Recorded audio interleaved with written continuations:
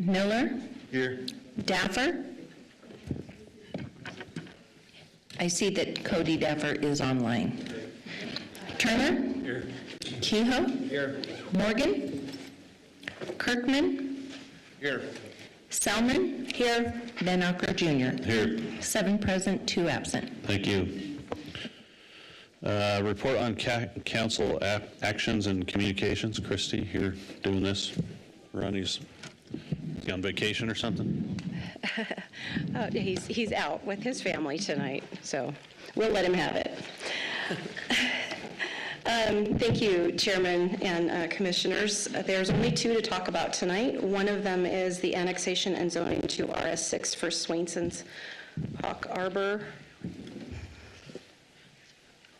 They continued this to March 3rd to give the applicant the opportunity to talk to the neighboring properties that have frontage along Greenhurst to see if they can make a sidewalk connection to the neighboring subdivision. That one house right there? So that'll be continued. The decision is continued until March 3rd.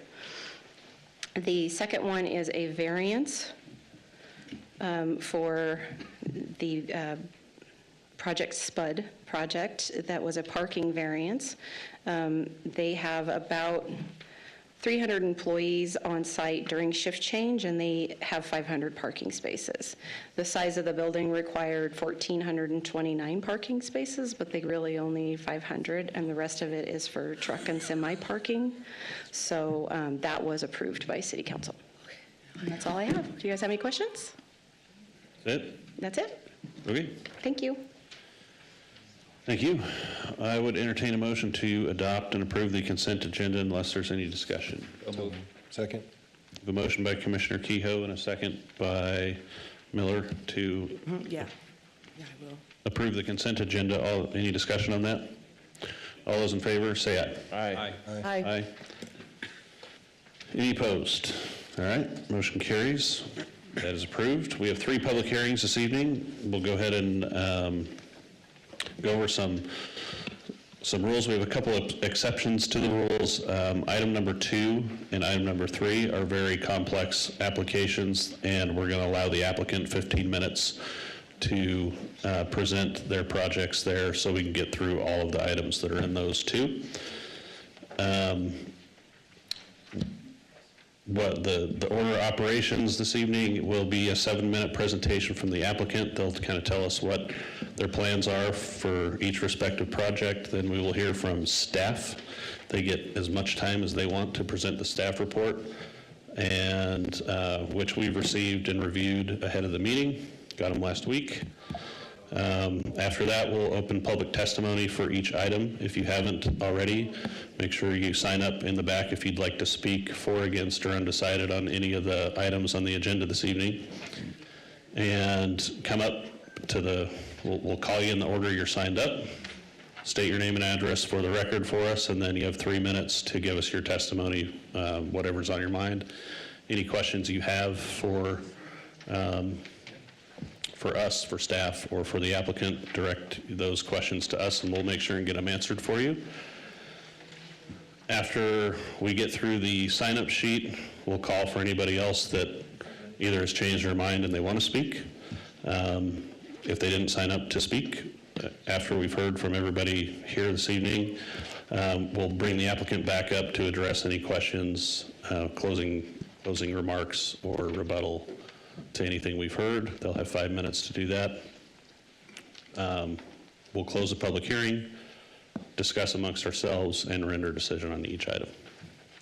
So without further ado, we'll go ahead and get to the first item on the agenda this evening. It's an annexation and zoning to IL Light Industrial Zoning District and potential development agreement for a 2.36 acre parcel at 76 North Happy Valley Road and the abutting right-of-way on North Happy Valley. Oh, that's terrible. Oh, man. Your heartbeat. That's like a dog. I always hate the sound of my voice on microphone, and then you hear it 15 times in a row. It's great. Let's see, in the abutting right-of-way on North Happy Valley Road for Blake Wolf, representing Myrea Beltran Felix, for future light industrial multi-tenant building development containing metal building for sale and or lease. Just want to remind IT, if you could make sure the timers work this evening, that'd be great. I think we're all queued up. Mr. Wolf, take it away. Good evening. My name is Blake Wolf. I live at 843 West Horizon Way in Nampa. This parcel on Happy Valley is located on the east side. It is eligible for annexation because it is contiguous to a parcel on the west side of Happy Valley. This is a rapidly growing area of our city, and it is designated on the comp plan as industrial, and that runs from about Roberts to Joe Lane. Keep going. Okay. No, I don't need it. One unique thing about this parcel is in the airport overlay zone, which cannot be changed, that I'm aware of. So, and it is, unlike other comp plan zoning designation, it is industrial, and only industrial can go in there. So you've got basically three types of industrial: light industrial, heavy industrial, and industrial park. So if one were to anywhere along this area want to annex in, it's got to be one of those type of industrial products unless they change the comp plan. Currently, the RA zoning across the street is not compatible to this comp plan, and I don't know the history of that, but this still makes this parcel eligible. This area is mainly surrounded by small residential acreages running from about Orchard or Howard down south to Victory. There are several light industrial parcels on the west side, but currently on the east side there is not yet. A lot of the parcels on the east side are operating businesses out of their small parcels and have metal buildings, and including the one I'm intending to buy is operating their business out of there. So it's a very common practice in this area. One unique thing about this area also is there's no sewer. It's up at airport, and I believe this area all needs to flow south, and that's not down until around Gray's Lane. So my project would be served by individual septic systems.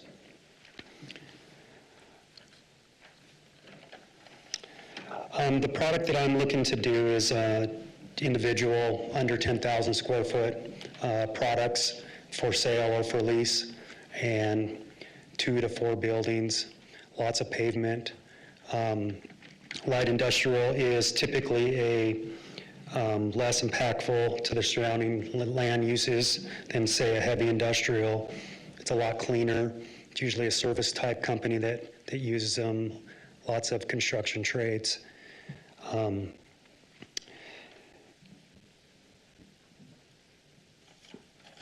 Also, this area is one of our main corridors running north and south. Very busy road. The airport creates a lot of noise, so not a good residential area, which hence the airport overlay kind of designates that as well. A few people showed up at the neighborhood meeting.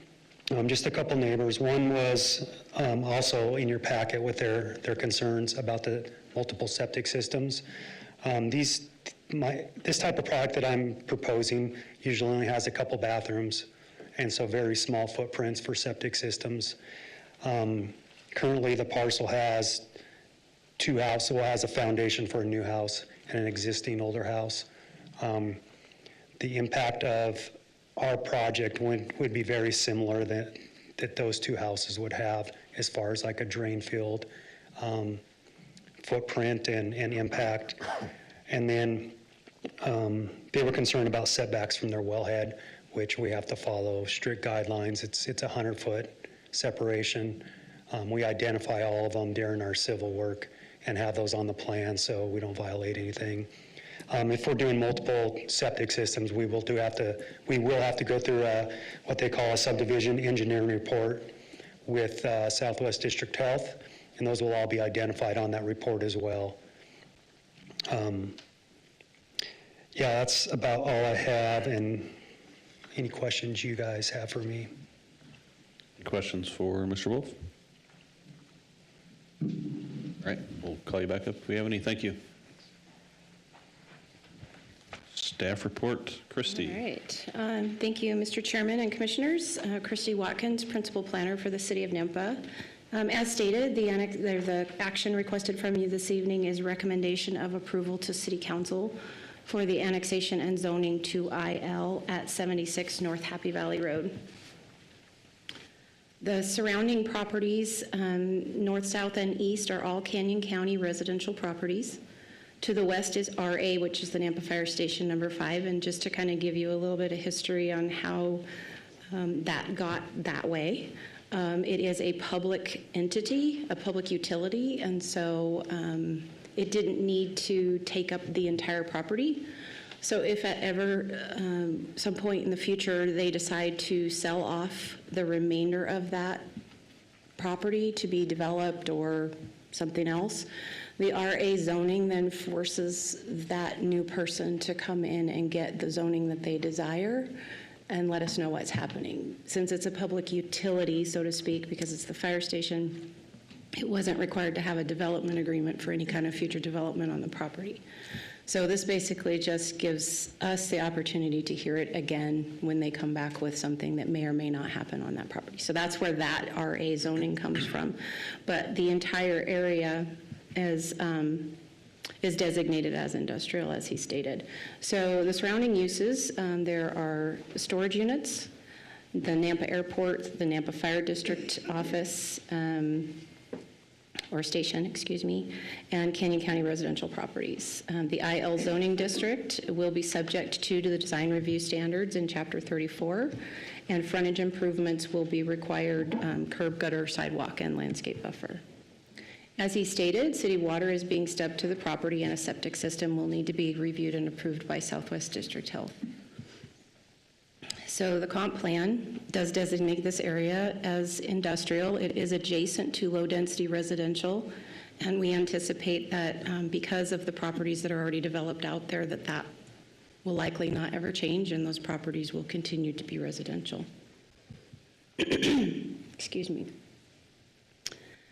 So they are required to dedicate right-of-way on Happy Valley Road. The total right-of-way there needed is 50 feet from the section line. They will be required to dedicate 25 feet from their current lot line into the property to make that 50 feet whole. A TIS will be required for this project, but will be determined at the time of building permit or tenant improvement based on the types of tenants that go into those spaces. So there was one letter of public input concerned about the sewer not being available and the location of the septic tank and how maybe the zoning in the area doesn't match what's already there. The fire district has no objections to this. They do ask that they place a sign at the entrance stating that all lanes are fire lanes and that they can only park in the parking spaces. Nampa Meridian Irrigation District has requested a license agreement if there's any work done in the Mason Drain easement.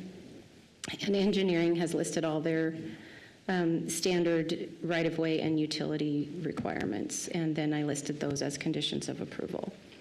So for annexation, there are 3 criteria that need to be met when you're looking at this. The private landowners have all consented to this annexation application. The property is contiguous to the city limits where it abuts Fire Station number 5 on the west side that's zoned RA. And the area can reasonably be assumed to be available for orderly development of the city because water is available in Happy Valley. It is eligible for a septic system. Public right-of-way will be required to be dedicated and frontage improvements will be installed. So for zoning, there are also 3 criteria, and staff has determined that all of these criteria have been met. The property, or the request for the IL zoning is in harmony with the comprehensive plan in that it is designated as industrial. The uses or set of uses that are being proposed are reasonably compatible with existing adjoining property uses. We would look to the city properties to determine that, and the airport and the fire district are compatible uses there. And the proposed zoning amendment is in the interest of the public, again, because they will be required to dedicate right-of-way and do frontage improvements here. These are the recommended conditions of approval, and these are your potential motions. I will stand for any questions. Christie, I have 2 questions for you, please. Code enforcement said there was visible violations but didn't state what they are. Do you know what they are? I believe there's weeds on the Okay, property that need no to be problem. cleaned up. All right. And second question, the Powells had some questions concerning water and septic tanks. And I know about surface water, but I'm not sure about underground water. If you have a septic tank and your neighbor's drain field pollutes your tank or your your water source, who's responsible for that? Commissioner Kehoe, Southwest District Health is responsible for reviewing those applications, and you are required to be more than 100 feet away from the nearest well. It says here they're less than 100 feet. And Southwest District Health will have to determine how to negotiate that with them to make sure that it's safe. But And if it does leach into their system, Southwest it District would Health be takes care of Southwest it? District Health's license, yes. All right, that's all I had. Thank you. Any other questions? Okay, thank you. Go ahead and move on to public testimony for this item. Madam Clerk, do we have a sign-up sheet? We have no one signed up for this item. Okay. Is there anybody in the audience this evening that would like to speak for, against, or undecided on this application? All right. Mr. Wolf, anybody have any questions for the applicant? Any closing remarks? Information? Couple things. There's one correction. Nampa Meridian Irrigation District, they made a mistake. They thought this parcel was adjacent to the Mason Creek, and it's not, and they were going to get engineering that new letter. I talked to Steve down there. And the other point I wanted to make is in this airport overlay, which many of you probably already know, there is height restriction and some coloring with buildings because of that overlay district. So that question didn't come up, but I can see where that could be a concern with especially the height part of an industrial building. Mr. Chair, I do have a question, and I'm sorry, not for the applicant, but for staff. The concern from the Powells about the septic did they get a response to their concern from staff on that question? The Powells? Yeah. I did not personally respond to them. We do have a standard practice that someone in our office does respond to people when we receive letters. Okay. So I did not personally respond to them. Okay. That's all I had. I was just wondering. Any questions for the applicant? These buildings, as you probably know, typically only have a couple bathrooms. There's no kitchens, there's no showers, there's no garbage disposals, washer and dryer. So it's mainly just a few bathrooms per building. So a lot less impact for septic systems and drain fields. Right. Okay. All right, thank you. Thanks. Entertain a motion to close the public hearing. So moved. Second. We have a motion by Commissioner Miller and a second by Kehoe to close the public hearing. All those in favor, say aye. Aye. Aye. Any opposed? All right, public hearing's closed. What do you Mr. Chair, think? I'll go ahead and make the motion unless there's any other discussion. I move to approve the annexation and zoning to IL zoning district and the potential development agreement at 76 North Happy Valley Road for Blake Wolf, representing the Beltran Felix, with all conditions listed in the staff report, and to adopt the proposed findings of approval as stated in the staff report.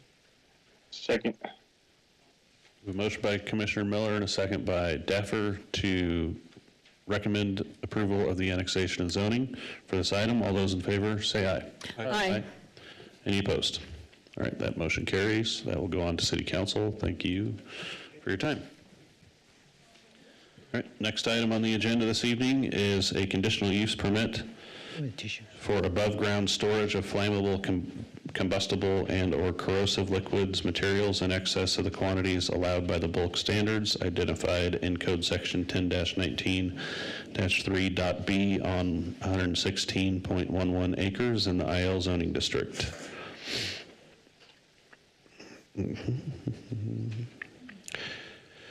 Addressed as 0000000 in 9792 Ustick Road for Bradley Anderson of H&M Architects Engineers, Inc., representing RRM CC7 LLC and RRN MIP LLC, Timothy Violi, for the original concept of on-site storage and packing of flammable, combustible, and corrosive liquids in individual containers ready for commercial distribution and sales in retail stores. As the applicant, just want to remind everyone, we're going to allow the applicant 15 minutes to present their presentation.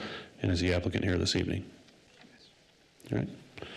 Remember, state your name and address for the record, please. And yeah, good evening. My name is Brad Anderson, and I'm with H&M Company at 50 Security Drive, Jackson, Tennessee, and we are the design build firm for this project.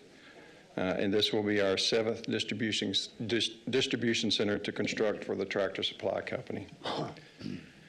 The project will be an 864,712 square foot distribution center located on a 116-acre site.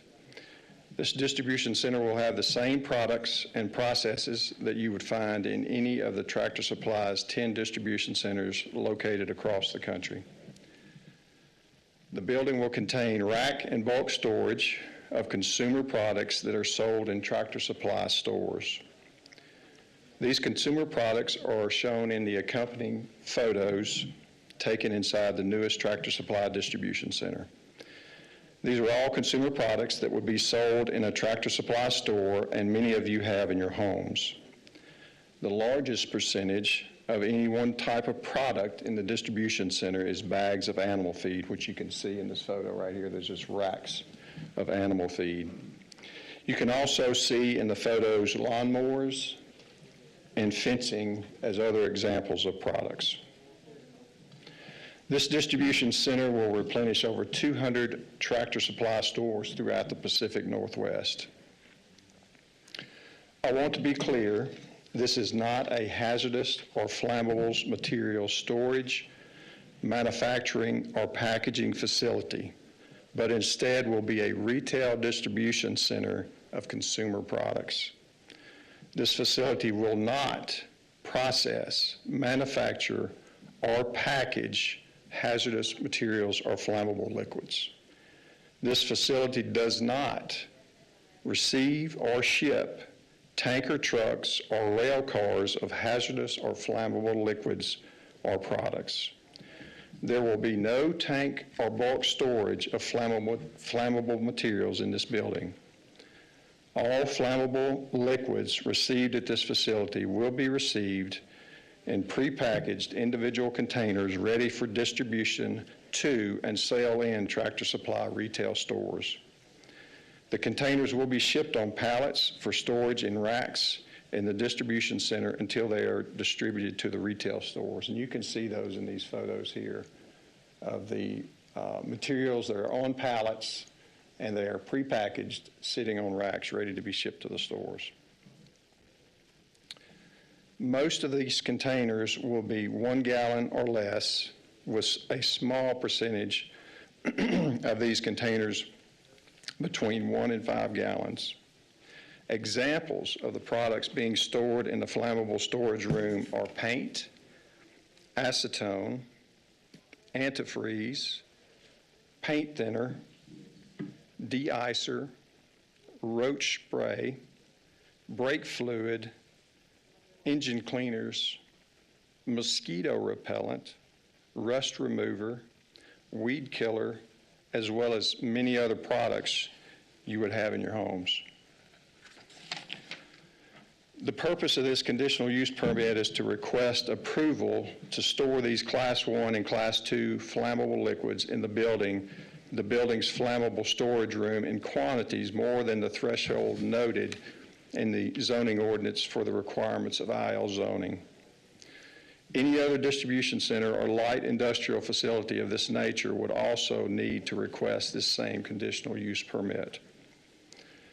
This distribution center facility has a flammable storage room that's 24,000 square feet, and this flammable storage room is less than 3% of the total distribution center building size and less than 0.5% of the entire site acreage. And you can see on this slide here, the yellow is the distribution warehouse and the red is the flammable storage room. As previously mentioned, the flammable storage room will store Class 1 and Class 2 flammable liquids in individual containers less than 5 gallons, with most of these liquids stored in containers less than 1 gallon. All these flammable liquids are packaged by the manufacturer in individual containers prior to being shipped to the Tractor Supply Distribution Center.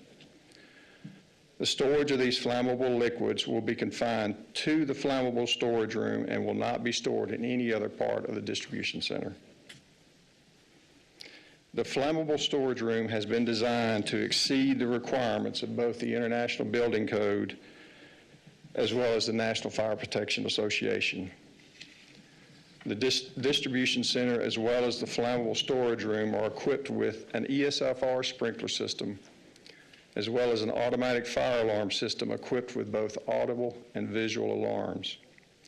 In addition, the flammable storage room is equipped with an in-rack sprinkler system that will have sprinklers and separation baffles on each level of the racks. And you can see this in the photo there. You've got sprinklers in each level and the corrugated metal separation baffles between each layer, each level of the rack.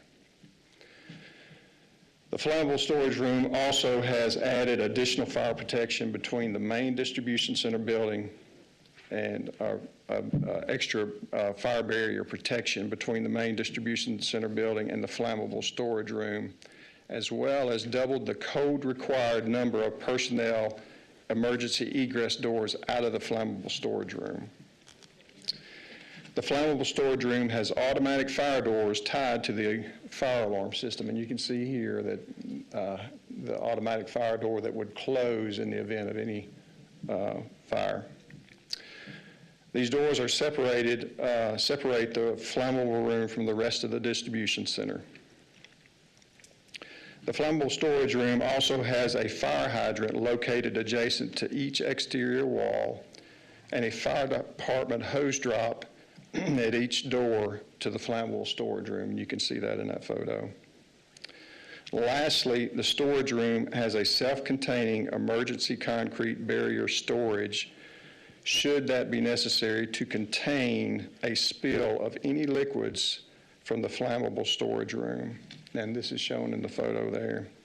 The containment will contain a spill of liquids from the flammable storage room if that were necessary. I would like to bring to your attention the fact that the building design for this distribution center and flammable storage room has been successfully implemented at all the other distribution centers locations that Tractor Supply operates. Other facilities within the network include a DC building located 450 feet from a hospital, and this has been in operation since 2003. Another facility approximately 2,200 feet from a high school, and another facility that is directly adjacent to a residential area. And you can see on this photo here that you've got a residential area to the south and one to the west. All these facilities, as well as the other 7 distribution centers in the network, including the oldest, which has been in operation for 25 years, have successfully operated in the communities with no public safety incidents. I would like to point out that the conditional use permit application is not a land use question. The property is already zoned IL light industrial, and the Napa Comprehensive Future Land Use Map first showed this area designated for industrial use in the 2004 comprehensive plan, and you can see that noted in the top left corner. This was prior to the expansion of the City of Caldwell boundaries up to Midland Boulevard. Canyon County adopted the impact and future land use plan on June 1st, 2005. The land use map designated the subject property as future light industrial. The subject property was granted IL zoning through the adoption of the zoning ordinance 4693 on October 31st, 2022, and zoning ordinance 4749 on July 21st, 2023. The proposed distribution center meets the zoning ordinance requirements, and this project is entitled to the use of this property for this distribution center. I would also add that the Napa City Council, at its December 2nd council meeting, voted to authorize the mayor of Napa to sign agreements with the Tractor Supply Company and the state of Idaho for the State of Idaho Opportunity Fund for the project. The council also approved a parking variance for the project at that same meeting. The Napa City Council, the mayor of Napa, and the Canyon County Commission have expressed their support for this project. A traffic impact analysis was prepared for this property for the proposed distribution center. The traffic impact analysis has been reviewed and approved by the City of Napa. The traffic impact analysis required road improvements as part of this project. Therefore, turn lanes will be added at both the entrance to Midland Boulevard as well as the entrance on Ustick Road, and that's shown on the attached slide. And those will be part of this project. Based on the merits of this request, Tractor Supply Company respectfully requests the Planning Commission grant approval of the submitted conditional use permit application. Tractor Supply is a top employer in rural America with more than 50,000 team members across 2,200 stores and 10 distribution centers, including its nearby stores in Middleton and Emmett. This proposed facility would provide more than 500 high-quality jobs for residents of Napa and the surrounding area, in addition to being a nearly $200 million investment in the local economy. The company hopes to have the opportunity to be an asset to this community and demonstrate its passion for giving back through organizations including FFA and 4-H, those serving military and veterans and first responders, as well as local fire departments and law enforcement. So thank you for your time, and I can answer any questions you might have. Any questions for the applicant? Yes. Sir, I'm looking at your narrative for conditional use permit on the first page. You have Class 1 flammable liquids, 14,688 gallons. Class 2, 29,326 gallons. How do you get such precise numbers? It comes from inventory management. So Tractor Supply has an inventory management system that tracks all the products going in and out of the flammable storage room, as well as products going in and out of the distribution center.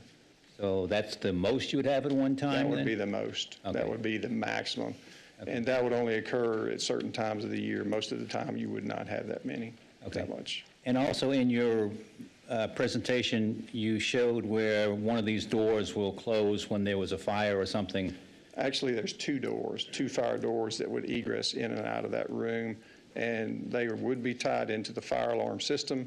If the fire alarm goes off, those automatically shut. But if there's somebody inside, would they be locked in? Or? No, they would not. They would have egress out of the building as well through the personnel doors. And as I mentioned, we doubled the number of personnel egress doors out of that room. Yeah, I saw that. Yeah, so But if you were they locked would in, still have you know. egress out of that building. Okay. So no, they would not be shut in the building. Okay, that's all I had. Thank you.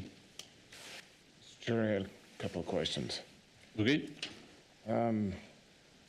So in this flammable storage room, in the other warehouses that you have across the country, are they blast resistant? Because if you get a fire started in a room like this, there is a potential for an explosion with all the liquid in there, is there not? they would not be, that we do not have it blast resistant. And they are all stored in individual containers on racks. But nonetheless, wouldn't there still be a risk for an explosion? Because we've seen this across the country with, just recently, I think there were a couple that warehouses, I can't remember exactly what they were, that, had explosions. So you would see this similar room in any other distribution center. An Amazon warehouse would have the same flammable storage room. A Walmart distribution center would have the same flammable Sure, storage. Home Depot, Lowe's, any of those. Any of those retailers would have the same type of room. So no, there is no blast protection. And then, if you could, can you provide an estimate of how many truck trips there would be in a warehouse like this? So every daily, we would have about 100 trucks. 100 trucks, and we're talking That's in and out. What's that? That's in and out. In and about out. 100 Okay. trucks a day, yeah. So 100 trips. 100 trips, yeah. Okay, so 50 trucks in and out. Yeah. And those are the big 18-wheelers that coming Yes. in to unload and pick up. Okay. All right. Thank you. I appreciate that. Sure. Thank you. Any other questions? Okay. Well, I'm sure we'll hear from you again. All right, thank you. Possibly, huh? All right, staff report. I'm gonna figure out where my agenda went. Damien. Thank you, Mr. Chairman and Commissioners. Damien Snodgrass, Associate Planner. And today's action item is a conditional use permit for an above-ground storage of flammable, combustible, and/or corrosive liquids and materials in excess of the quantities allowed by the bulk standards identified in Code 10-19-3.b.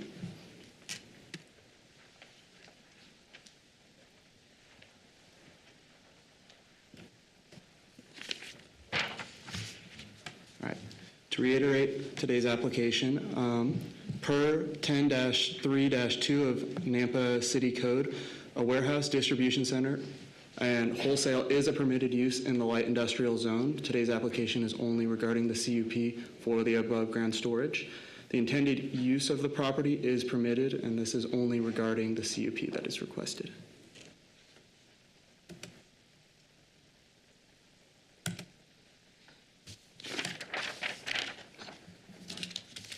Nampa City Code has 5 applicable regulations for a conditional use permit to be granted.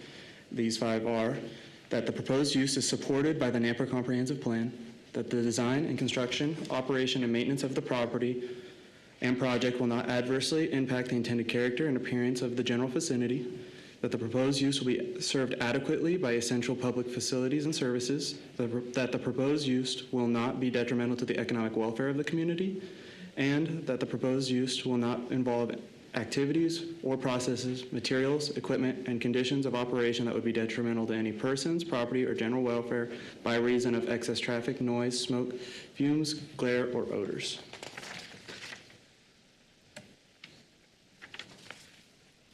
And here is the applicable regulations on flammable and combustible liquids and what is allowed currently in the light industrial zone for the use.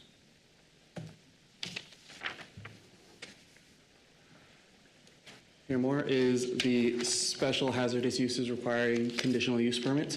So over the excess of 2,000 or more water gallons of flammable liquids, Class 1 or Class 2.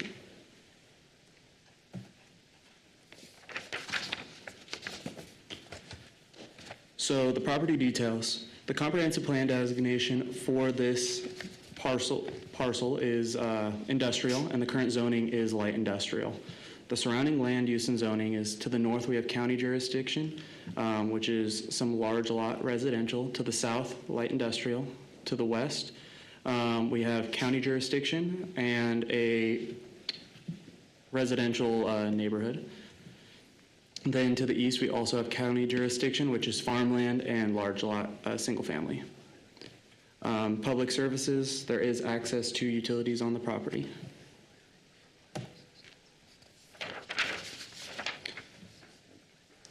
All right.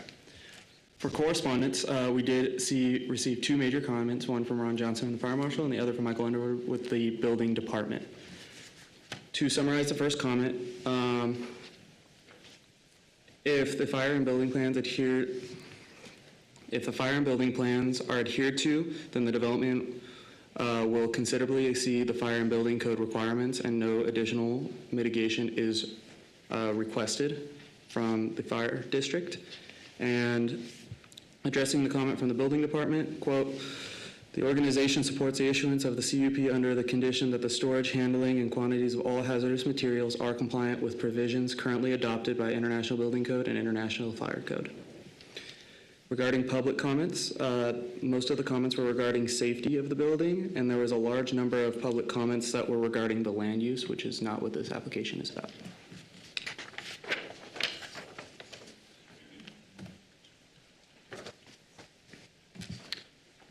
Here are some of the proposed conditions of approval. The standard, the applicant shall comply with city codes, policies, and standards, and not limited to International Building Code, International Fire Code, and any codes set in place by the Nampa Fire Department at the time of the property development or redevelopment.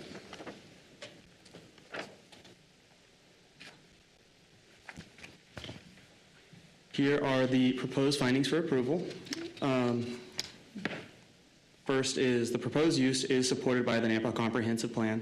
The future land use designation is industrial. The property is zoned industrial. The comprehensive plan includes a need to provide sufficient area for light and heavy industrial.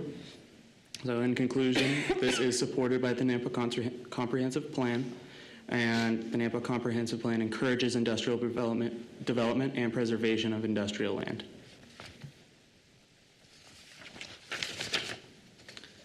The second is that the design, construction, operation, and maintenance of the property and project will not be adversely impact the intended character and appearance of the general vicinity. Future land use designation is industrial, and the property is zoned industrial. The building is undergoing LEED certification, and the current building includes an excess of open space that is not required by Nampa City Code. The building meets building energy and efficiency and safety standards that exceed requirements by Nampa City Code. And it is in compliance with the surrounding zoning. And there will be a 25-foot landscape buffer on Midland that will berm and separate from the residentially zoned properties that are within Caldwell city limits and impact area.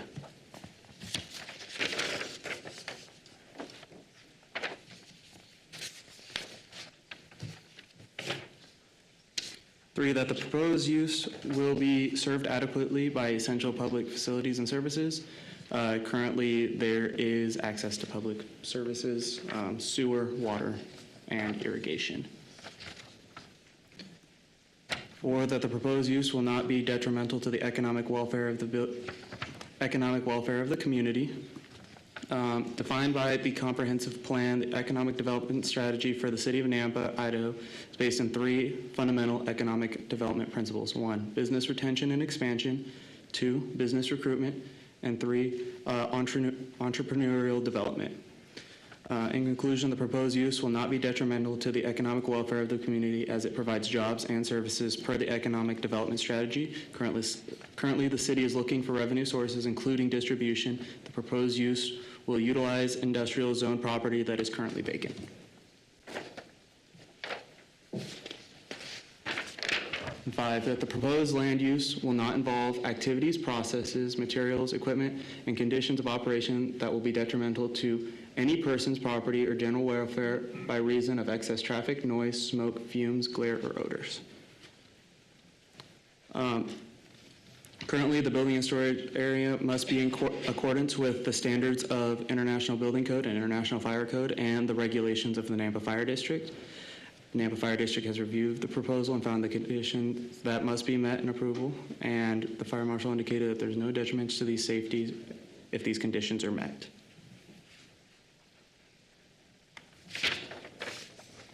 Thank you, Mr. Chairman and Commissioners. Here are your motions, and I'll stand for any questions. Any questions for Damian? Mr. Chairman. Sorry, Yeah. I'm over here today. City Engineer Daniel Badger. If I could just also comment on the traffic impact study. The city has received and reviewed the traffic impact study, showing their full impacts. There are mitigations that are required to maintain the level of service at the entrances on Midland and on Ustick that the project will undertake.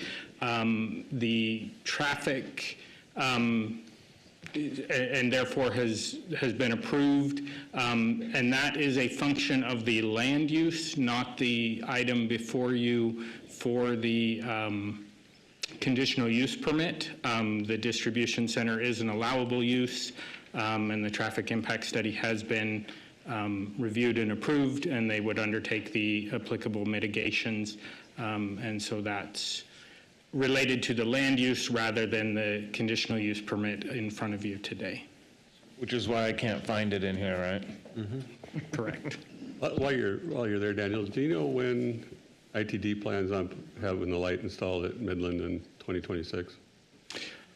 I do not know their date for that installation. I know that it is within one of their projects there, but I don't have a specific date on their completion of that particular intersection. I'll look for it, and I may have it before the end of the public hearing. Any other questions for Damian or the other guy over there? Daniel. All right. Seeing none, we'll move on to public testimony. I would like to remind, we probably have a long sign-up sheet, but I'd like to remind everybody the action in front of us this evening is the conditional use permit, not the land use, not the fact it's a distribution center, any of that. We're just hearing the conditional use permit this evening, so please keep your comments concise to that application. And let's go ahead and get started. Please remember to state your name and address for the record. And you've had 3 minutes to tell us what's on your mind, ask questions, voice your concerns. Mr. Chair, we have 6 people signed up to speak on this item, and the first up will be Morgan Pitlock. May I ask to speak last, unless I speak now? Okay. You can move. You're good. We'll call you back. Okay, next up is Jason Hanks.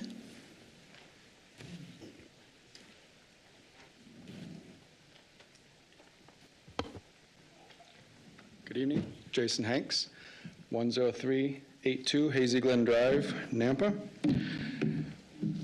Good evening. So safety should not be compromised. And many businesses, especially industrial type businesses, at least the ones I've worked for, have a safety first policy, and we should not compromise that for the sake of anything else.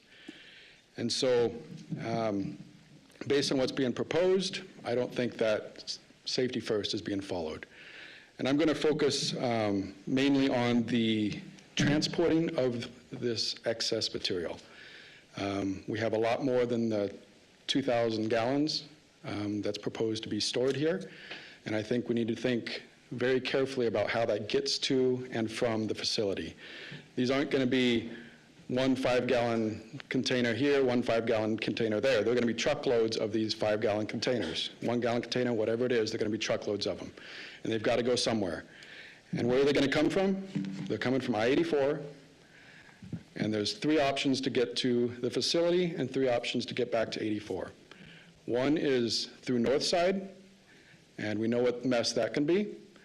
Right now at Ustick and Northside, it's a 4-way stop, not conducive for trucks. There is a plan to build a roundabout there that I believe is going to be scheduled to be completed in 2030, long after this facility is open. Then there's a roundabout going at Cherry and Northside, and then widening the road at Karcher and Northside. I'm not sure where that's going to be, but that is a huge bottleneck if we're going to add 50 trucks per day per direction. The other option is Marketplace. I don't know if this is the type of place we should be having trucks go through. One of the busiest places, congested places in all of the Treasure Valley, in Idaho, is right there. Peak hours, it's over 2,000 cars per hour go through that 4-lane interchange. At Karcher, and at Marketplace. So not sure that's the best location. Midland and Chinden was brought up. ITD is behind schedule. There's no way they're going to have a light in there at any time soon. And that is a suicide mission, sending a truck, a left turn from Midland onto Chinden on their way for the 3.5-mile trip to I-84. That's not going to happen. Cars themselves have gotten hit many times there. It's a deadly intersection. If you look at some of the other facilities that TSC has, the closest by way of population is Waco, and we saw a picture of that. There is no stop sign, no roundabout getting from the freeway into that facility. 10 seconds from the freeway into the facility, that's it. No traffic, no nothing. Next time, sir. Thank you. Thank you. Any questions? All right. Good. Next up, we have Emile Antoine.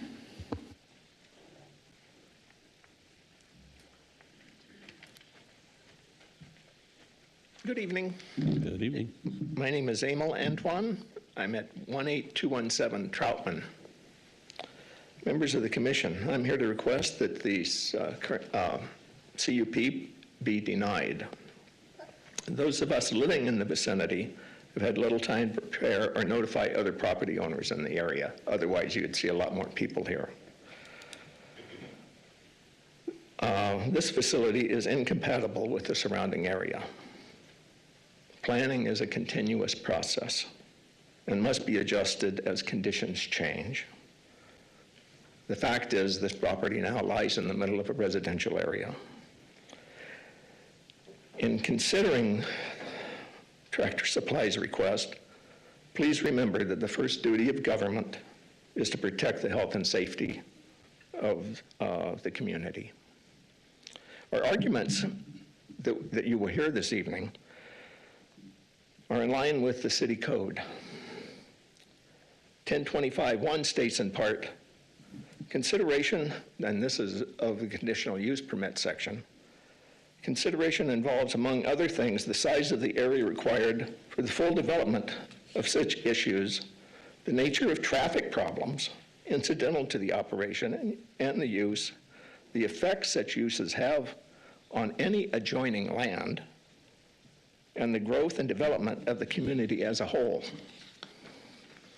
It goes on to say, the purpose of the review shall be to determine that the characteristics of any such use, again, shall not be unreasonable or incompatible with the type of use permitted in the surrounding areas, our neighborhoods, and for stipulating that such conditions as may be reasonable, so that the basic purposes of the chapter, again, shall be served. 1025-4.a continues, a conditional use permit may be granted only if the proposal conforms to the following conditional use permit criteria, provisions of the zoning ordinance, unless lawfully waived or modified by authorization of the commission and the Nampa Comprehensive Plan. And those codes state that the design, construction, operation, and maintenance of the property and project will not adversely impact the intended character and appearance of the general facility, the property around it. That the proposed use will not involve activities, processes, materials, equipment, and conditions of operation that will be detrimental to any person's property or the general welfare by reasons of excess traffic, noise, smoke, fumes, glare, or odors. In order to grant a CUP, That's time, sir. That's 3 minutes. Thank you. Thank you for your time. Next, we have Heloise Leb.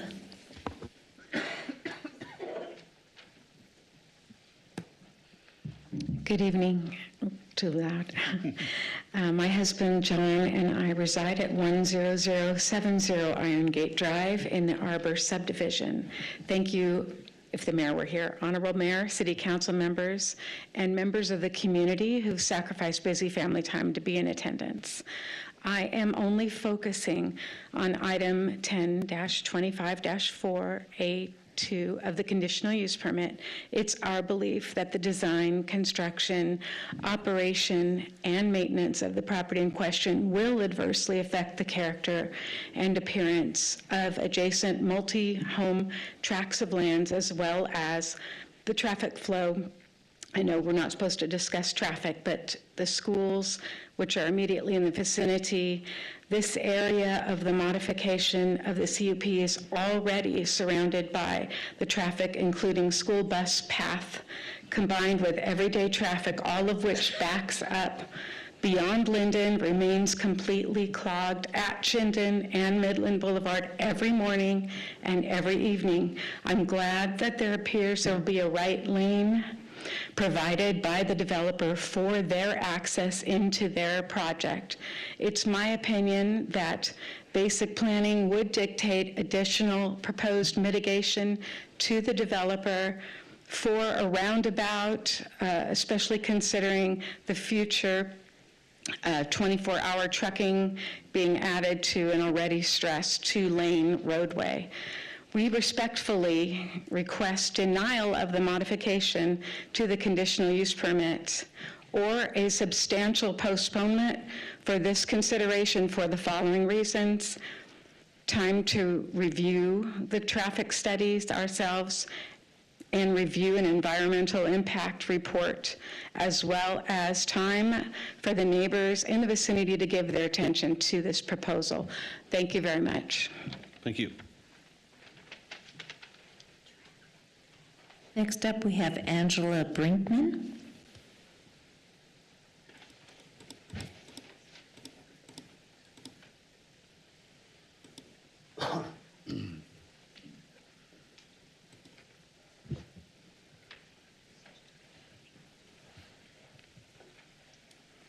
Good evening, Angela Brinkman, 18439 Midland Boulevard.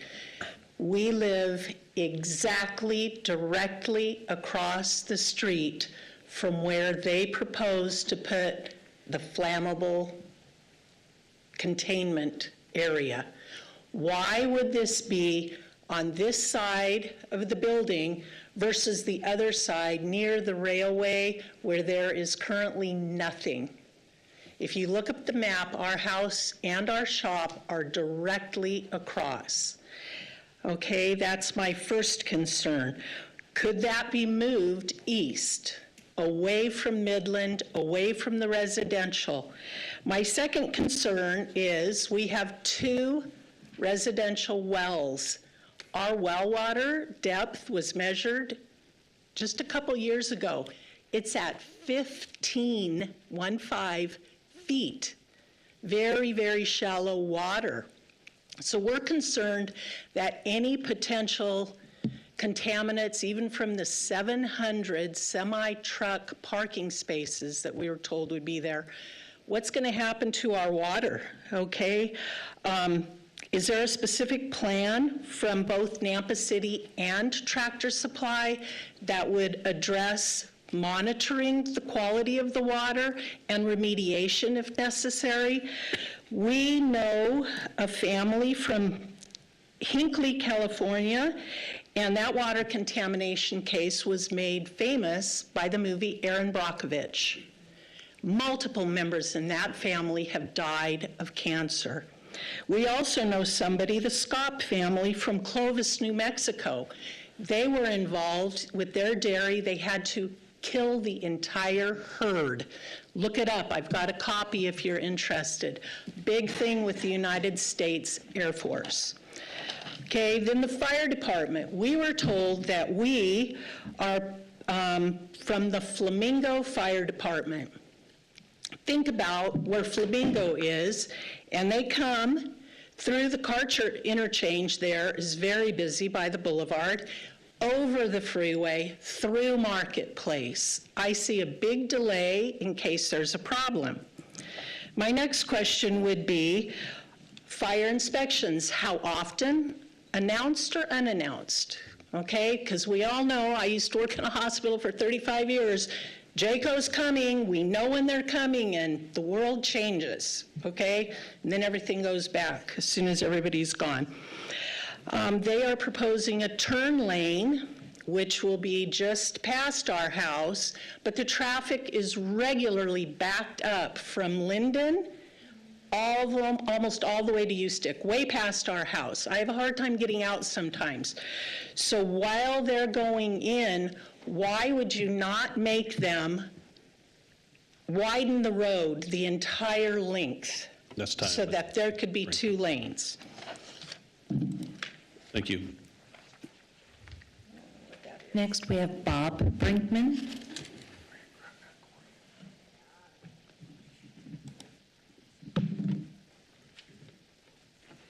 Bob Brinkman, 18439 Midland Boulevard, right directly across from the hazardous storage area.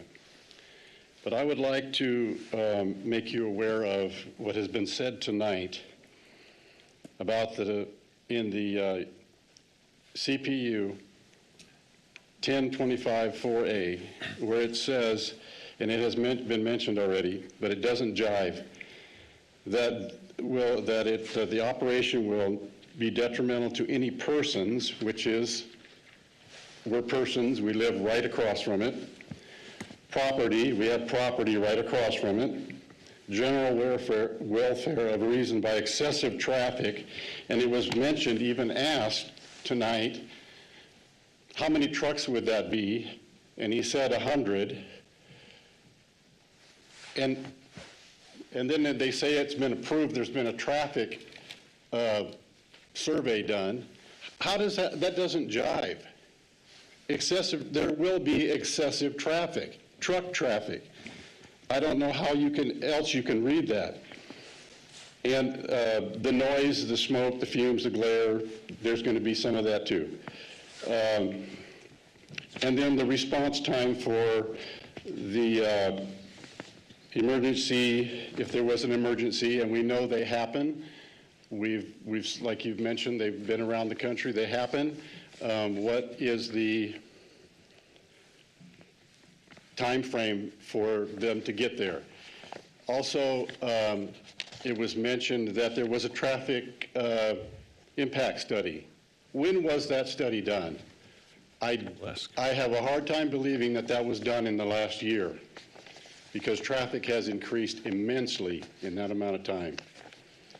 Thank you. Thank you. Our final speaker is Morgan Pitlock.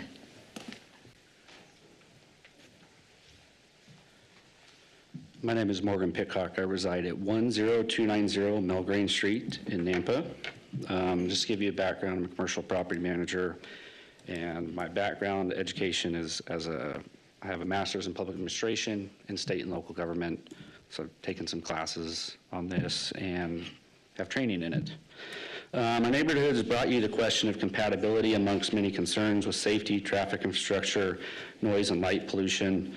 Our initial stance is to ask for a wholesale denial, seeing the lack of compatibility. While our initial feelings may be to ask for a wholesale denial, we realize that the city and Tractor Supply are very invested in this project going through. To that end, we propose a way forward so this project may proceed, but address the concerns that have been brought up. The way forward is for a 10 to 15 foot berm along Midland and possibly U-stick to match that of Knife River's concrete plant to the south of this project. This recommendation is also somewhat consistent with that is in place at the Navarro, Ohio Tractor Supply Distribution Center, just higher for this specific application. Extending the second lane northbound on Midland from U-stick to Elvira to accommodate employee traffic more easily. Most of all, relocation of the hazardous material storage area to the east side of the building instead of the closest point being to nearest schools, residential, and the main arterial roadway. We do note that this same layout is in the Maumelle, Arkansas Distribution Center. For Nampa's purposes, we believe the hazardous storage would be much safer and better suited on the east side of the building. We'd find it quite helpful to have a neighborhood meeting with Tractor Supply to fully review the project and possibly create more goodwill. To accomplish this, we ask for a temporary denial of this CUP. so that these safety and compatibility concerns can be addressed, and Tractor Supply represent this and move forward with these changes, including specifically the berm, moving of the hazardous material storage, and improving road access to the site. We say this with all due respect to public agencies that have reviewed this project and provided comments on their small piece of the pie of this project. We look at this pie, and as it currently sits, it's not fully cooked through. We as neighbors seek to help finish the baking process by suggesting real-world solutions to very real problems. As this project has been proposed, it is not wholly flawed, but when we zoom out, we see distinct opportunities for improvement and streamlining of life in the area, whether you're a child trying to attend school, a resident enjoying reasonable quiet in their home, an employee getting to work or school, or a trucker trying to deliver or leave from this project safely. We all are Nampa community members, from our addresses to where we shop. We are Nampa, and we seek your help to make this better and not a cut and paste development. Thank you for your time. Thank you.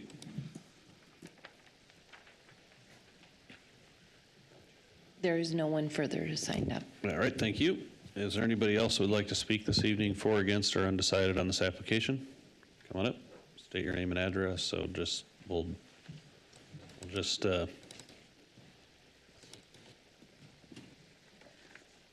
My name's Kim Carrier, address 17672 Barefoot Ridgeway. I am against this for the permit of extended liquid materials. As was asked earlier, if there's a combustible containment for this, things that I work in a industry where everything is reactive. I work in a very political driven reactive situation. Situation arises, we react, we are not proactive. So for instance, I guarantee your facilities don't have air scrubbers because accidents happen. You're Yes. going to be hiring a lot of people address us. Thank you. that are 18. You're not going to be hiring people with the experience of driving forklifts. You're not going to, so accidents can happen. You don't have air scrubbers in the flammable area, so you're not going to be able to make sure that the fumes that are supposed to be under a vent hood for corrosive, flammable, or combustible materials are staying in that building, because that was not mentioned whatsoever in this presentation. So that's going to get out into the air. Who knows how far that's going to go, because I know that the elementary and the middle school are within a 1 mile radius. Then all the homes in that area are within a 1 mile radius. So having these quantities of 14,000 gallons, 29,000 gallons, I think should be denied, because accidents happen and then you react. You're not proactive about it, you react. So I think it should be denied or delayed because they're not completely prepared, as was said in the last statement. That's all I have. Thank you. I think you had your hand up. Come on up, state your name and address, and tell us what's on your mind. My family, we're the DiGiovannis. We live on 10215 Silverstone Street in Arbor. What's your first name? Michelle. Michelle. Yeah. I am opposed to the approval of the COP, again, because of the location of where that explosive, the flammable materials are. Literally, it's right by all the houses. School bus stop is literally right there on Midland and Jordan Lee. And again, accidents can happen. And unfortunately, we don't have an issue with the light industrial. We have an issue with now having all these excessive flammable potential materials on Midland. So like others have said, why is that facing the neighborhoods, facing the school, facing the bus stops? Why not move that to a different place? Thank you. Okay, great. Thank you.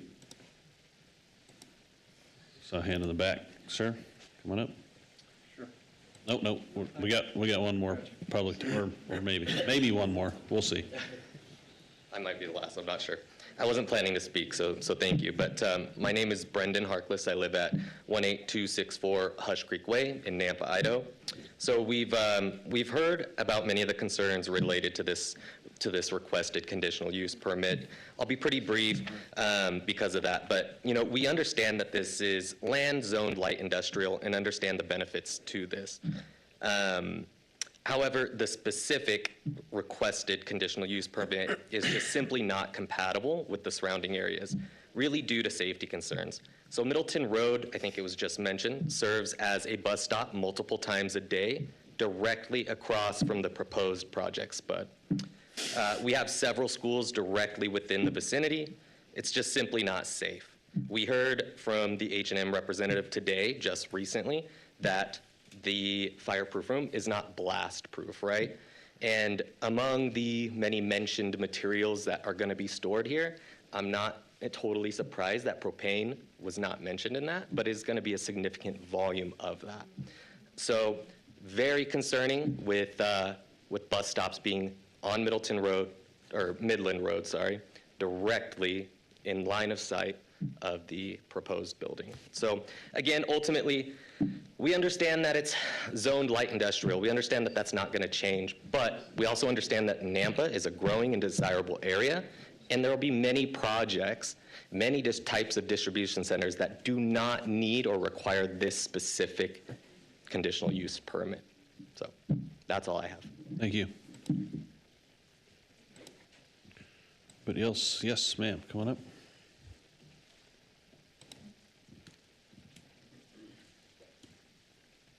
Hi, my name is Michelle McAllister.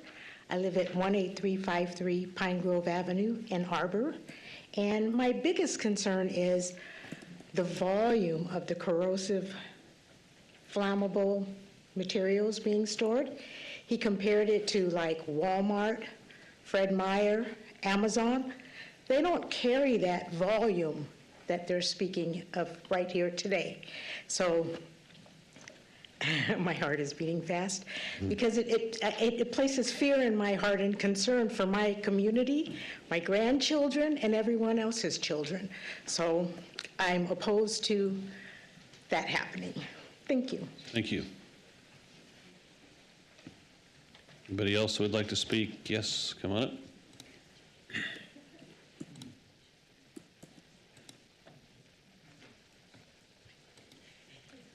Hi, my name is Sylvia Garcia. Me and my family live at 10394 Hazy Glen Drive. My biggest issue with this CUP permit is safety. I have 3 children. They each attend different schools within a mile vicinity of this proposed facility. For me, it is the proposed 65 or 69,000 gallons of combustible, flammable, hazardous material. I think that's not appropriate to be next to several subdivisions, residences, and schools. So my biggest concern is safety. Today, I was a little late today. My oldest daughter just got her driver's permit, so I was with her doing the test, and the traffic is insane, and I cannot imagine what would happen if that's allowed to proceed. So that's my biggest concern is safety for my family, for my fellow neighbors in our community. Thank you. Thank you. Are there any others that would like to speak for, against, or undecided? Now is your opportunity. Okay.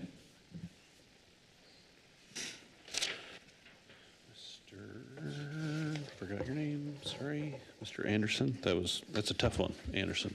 Come on back up, and private questions, if you want to provide some remarks, rebuttal, and then we've probably got some questions for you, so.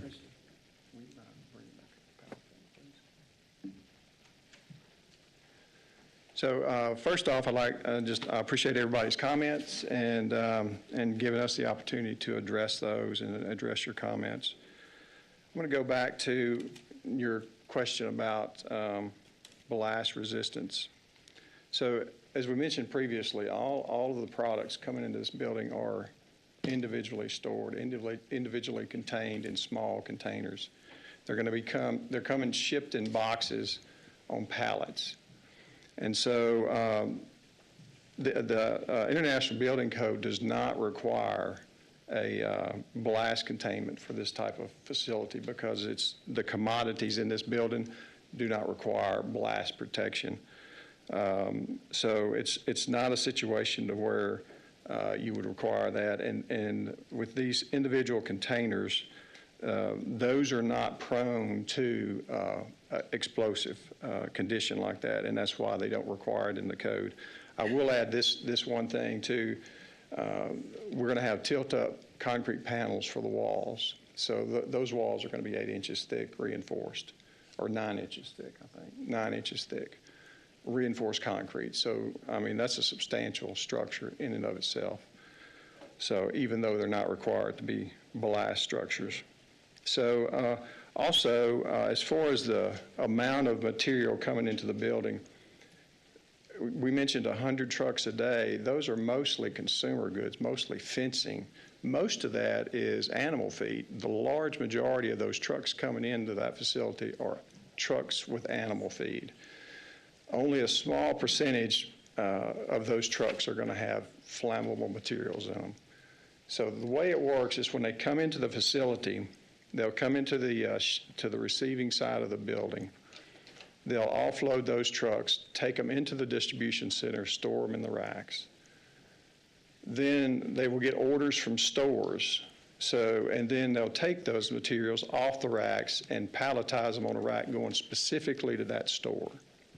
So when you pull material out of the flammable material room to ship to a store, you're only going to take out the quantity of materials, of containers that store needs. So it may be 2 cans of paint, 3 cans of acetone, or something. It's not large quantities of materials that you're receiving. And I want to repeat again, we don't receive bulk material of flammable liquids or corrosives or anything like that.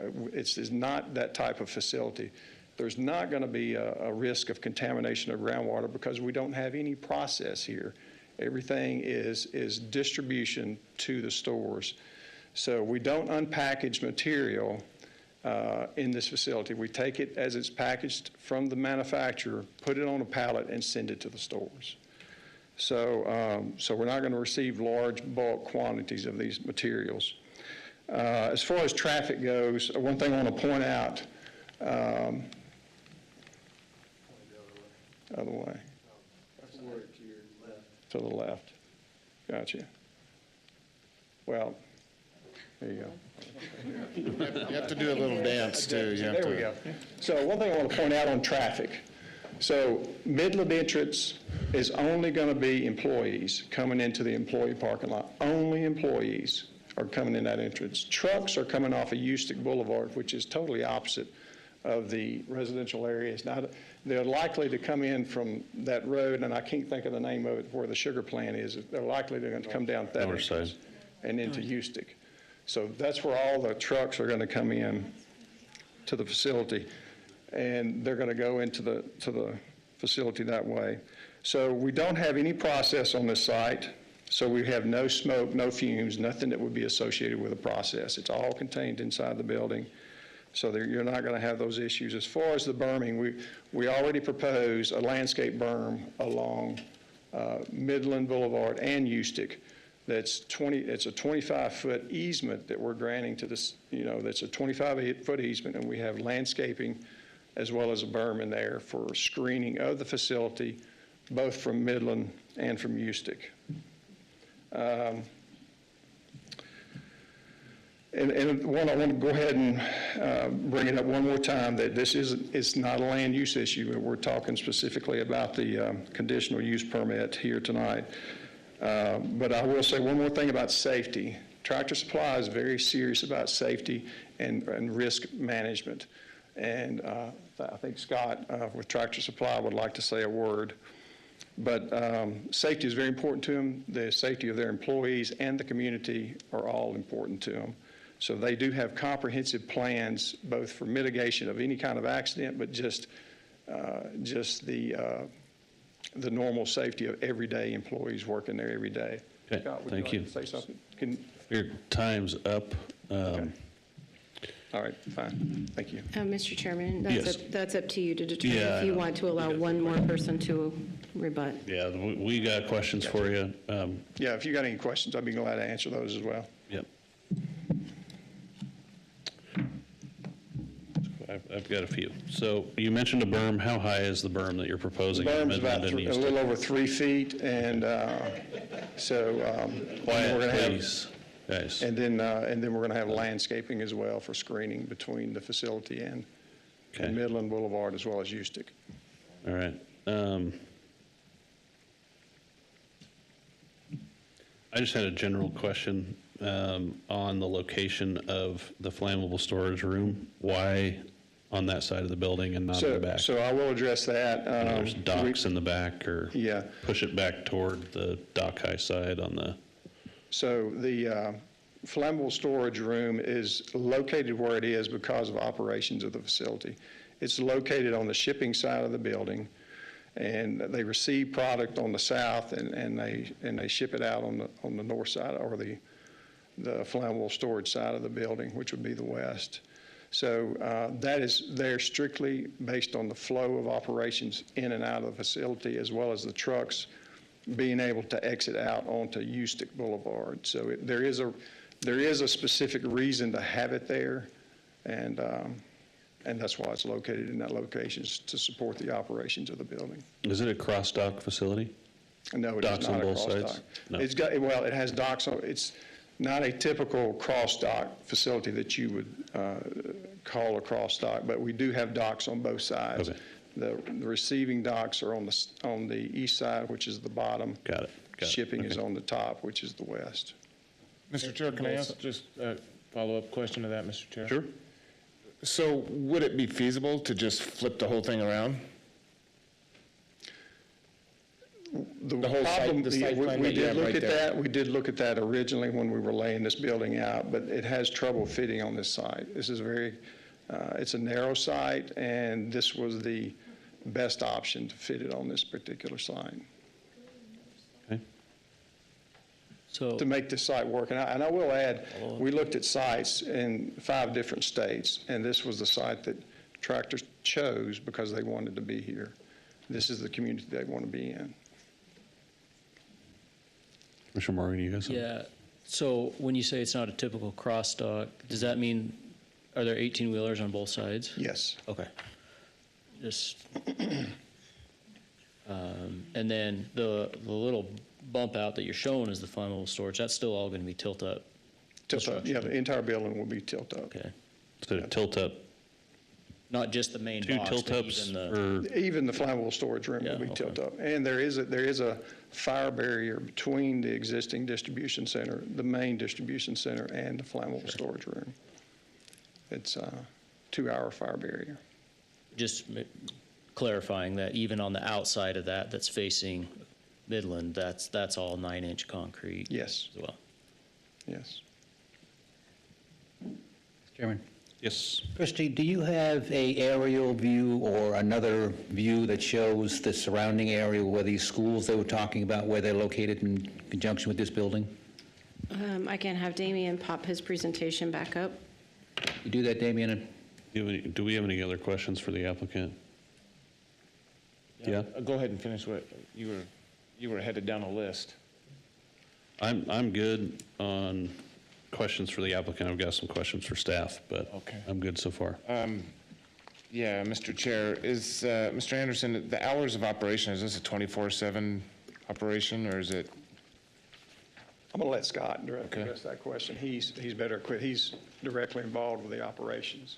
Okay. I'll let him address that. Good evening. My name's Scott Wheatley, and I'm the Director of Logistics Engineering for Tractor Supply.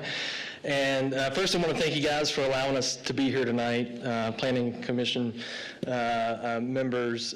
We're thankful to be here, and thanks for hearing us and hearing about our application for this conditional use permit. To the members of the community, thank you for being here. Sir, address us. Sorry. To the members of the community, thank you for being here tonight. We truly value your input and respect your input. Thank you for coming and expressing your opinions tonight. To answer your question, the facility will operate 4 days of the week. We have 2 10-hour shifts, so roughly 20 hours a day, 4 days of the week. And then we have a weekend shift that's Saturday, Sunday, Monday that is 2 12-hour shifts. So it's virtually a 24/7 operation, but technically not quite 4 days of the week. It's only a 20-hour, but. Is there any, that rail spur behind this property, is there any intention of using that or possible? No, sir. Okay.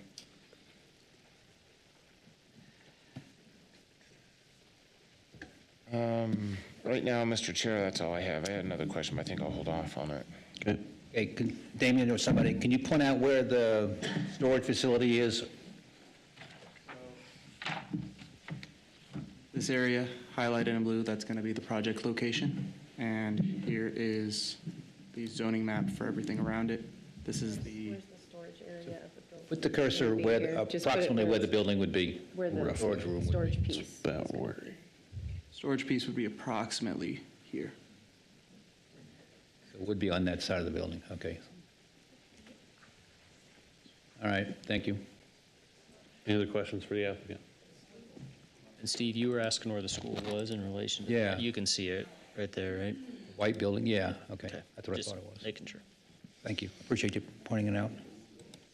Mr. Chair, I do have another question for the applicant. So in the criteria for deciding whether or not to approve a CUP,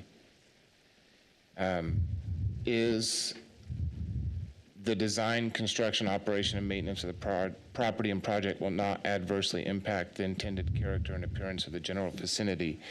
Can you please explain how you square that with everything that's around here, the schools, the housing, the neighborhoods, the residential, all that? I know it's zone light industrial, but there's other factors that play into this CUP decision. So how do you square that criteria with what you're proposing?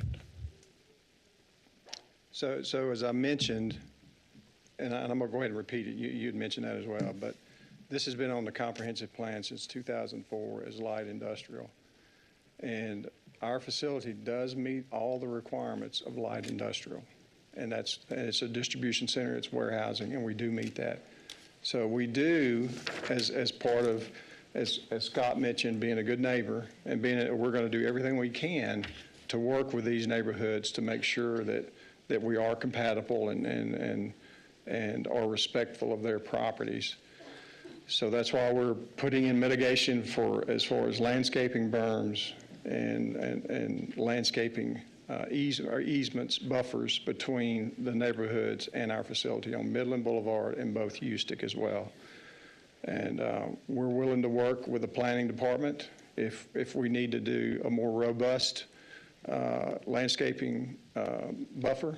That's an option as well. We're willing to work with the planning department on that as well. So we do want to be a good neighbor, and we do want to be compatible in this area, but it is a light industrial facility. I get it. I understand what it's zoned for, and I understand what the proposal project going in there.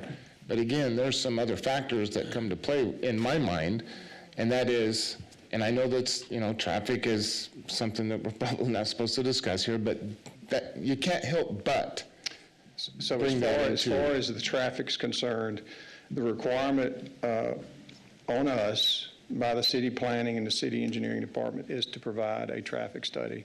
We did do a traffic study, and it was done in the spring of 2024, so it is very current.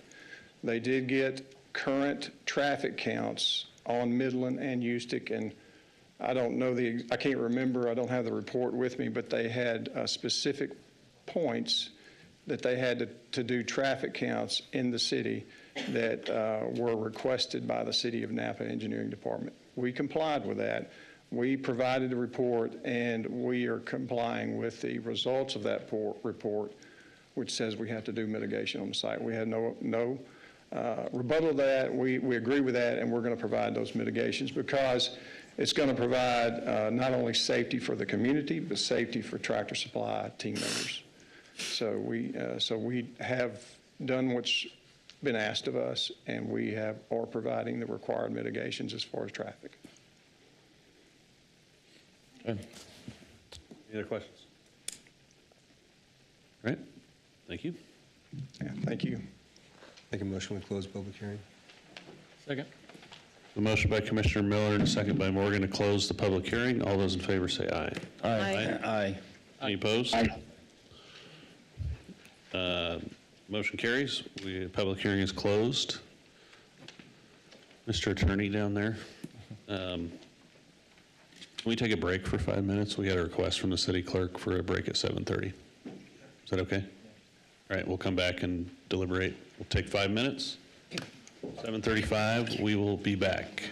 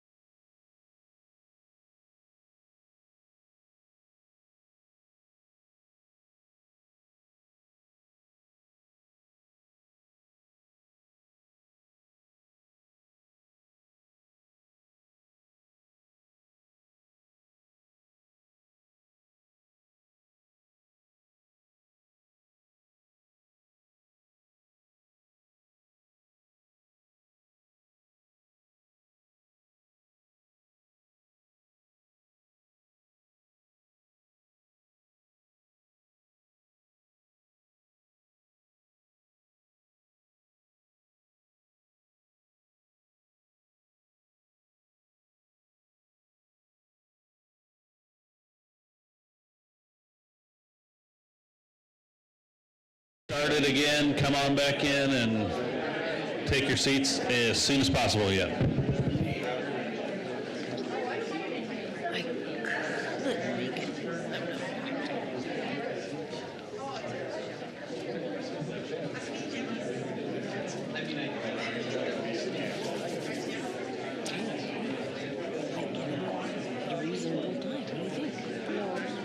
Shouldn't have taken a break right in the middle of things. Well, but we've jinxed ourselves in the past by doing just exactly that. Oh, yeah, okay.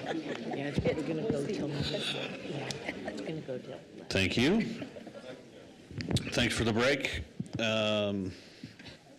We have a closed public hearing, and what do y'all think? I think I've got a couple questions for staff, or you guys can chime in. So, Mr. Chair? Yes. I am going to recuse myself from this because of some previous work history, just to be safe on that side. Okay, so Commissioner Daffer is going to recuse from the decision. That's cool. Thank you. So are you like getting off and then popping off the meeting and then hopping back on, or what? What's the appropriate deal for a virtual participant that has a conflict? I'm just going to keep my mouth shut until the next item, I guess. Sure, do we have a Commissioner cell phone number? Daffer, yeah. Do we have a cell phone? Yeah. Yeah, I can let you know when we're ready for the next one, and Yeah, you have can them just hop off. altogether. Okay. Bye now.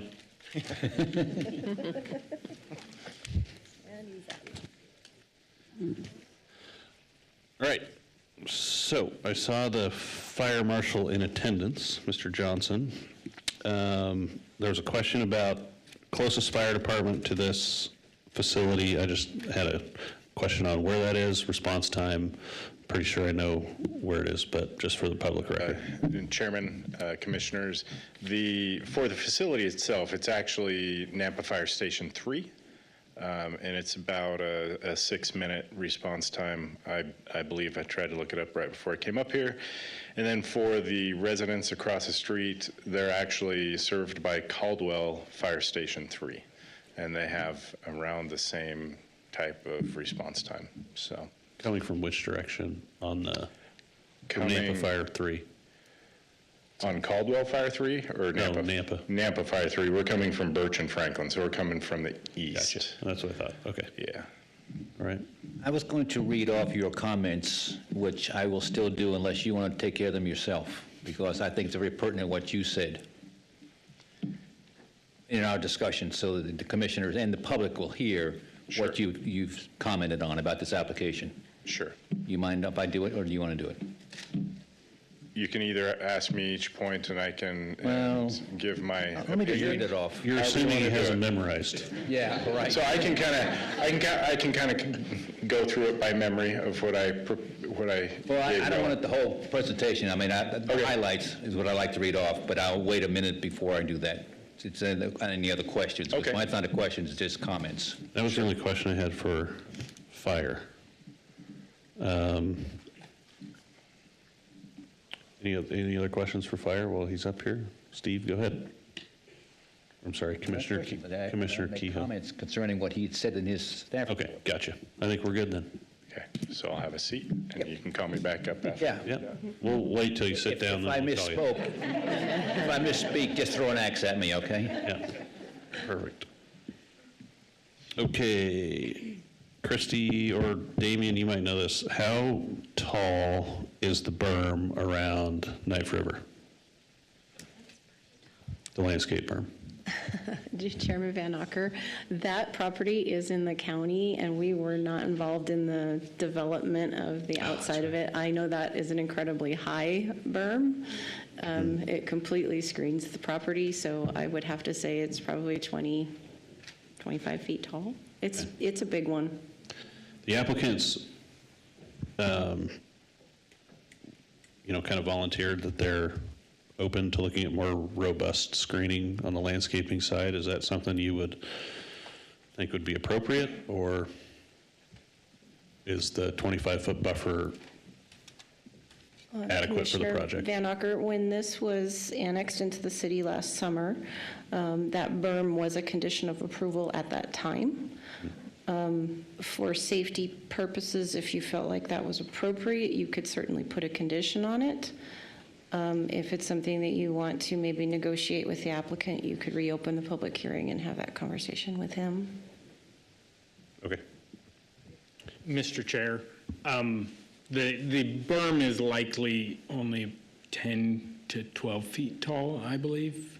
Looking at the image, it looks like that's probably around the height that it would be. Okay. All right, got the traffic impact study completion date. I was going to say 25 feet. He set you up, didn't he? I think he did. All in this room is. You got Google slapped. I guess so. I said, well, I have teenagers, that's why I know that term definition. Okay, that's kind of the questions I had. You asked hours of operation a while ago, truck trips. Gotcha. Any other questions or comments or deliberation? Comments, yes. Yeah, I'll let you guys go. First off, when every application we have for the public, there is always comments from city agencies, city government. And usually the fire department and the police department will respond in general. The fire department responded to this application, and I'm going to read to you exactly what he said. The liquids will not be stored in bulk containers, with the largest individual container being only 5 gallons. So it's not going to be any humongous tanks that are going to blow up. You got that?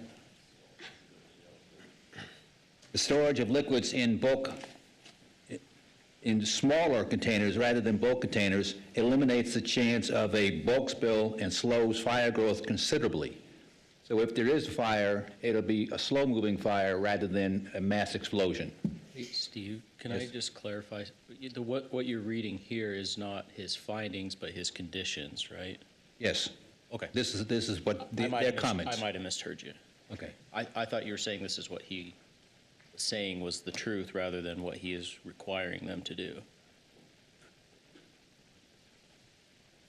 Maybe I'm making it more confusing than. Yeah. Actually, where you're reading from, Commissioner Kehoe, is the comments from the fire department. Yeah, that's what I want to get, is this is what their comments were concerning this application. Right, okay. I think I might have misheard you. I thought you were saying this is what the fire marshal is found of what they were doing. No. Okay. No. I misheard you then. I apologize. Okay, he also was stated, an automatic smoke and fire alarm system is being installed in place of the code-required manual alarm system, decreasing the time it takes to detect a fire and notify the occupants to evacuate. So they've done something extra to increase the time of notification if there was a fire or some kind of hazardous exposure. The fire door is twice as, instead of being a 1-hour barrier, it's a 2-hour fire barrier between the inside building and the outside building. That means that it takes approximately 2 hours for that fire to spread beyond that building. Extra hose connections are being installed around the building so the firemen don't have to fight flames to get to the connections. Usually if you look in the building, there might be one location where there's a fire connection. This has got multiple connections, so wherever the fire is, the fire department's got quick access to those connections. In conclusion, the applicant has provided a design that considerably exceeds fire and building code requirements, mitigating the potential hazard. No additional mitigation is required by the fire department, fire district. So the fire department has done their research. They feel comfortable with this. If they didn't feel comfortable, they would say they want this or that done. So I don't think we have a whole lot to worry about. I trust the fire department. We've never had a problem here in Nampa that I know of with the fire department screwing something up. I hope that makes you feel better. Good. So I have a question for the commission. Yeah. There's some of the, what a word I'm looking for, requirements by the code for a CUP involve, one, the nuisance stuff, that's number 5. That's probably the most applicable here regarding traffic and hazardous stuff. And then number 4 is economic impact. And I think those should be weighed against each other because for what's been stated, this is a positive economic impact for the city.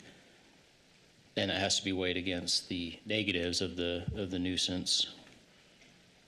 My question is, do we even consider that? Because most of that comes from the land use, not the CUP. I mean, I think that's the big debate here tonight is the traffic comes from the land use. And everybody, it's been restated 10 times already. We understand that. But just to be clear, if we denied this CUP, they could still build hypothetically, I don't know if they would, they could still build a distribution center that had 100 trucks a day. Sure. So denying the CUP doesn't solve any of the traffic problems. It only solves the hazardous, corrosive, whatever, flammable. And the impression I get is the big thing is flammable. So when you read, I mean, when I first read, now they want to store a whole bunch of hazardous, corrosive, and flammable material here, yeah, that causes alarm bells to ring until you get a better understanding of what they're trying to do, which is a distribution center like you have to have in order to support retail. In order for us to get any of these products, you have to have distribution centers.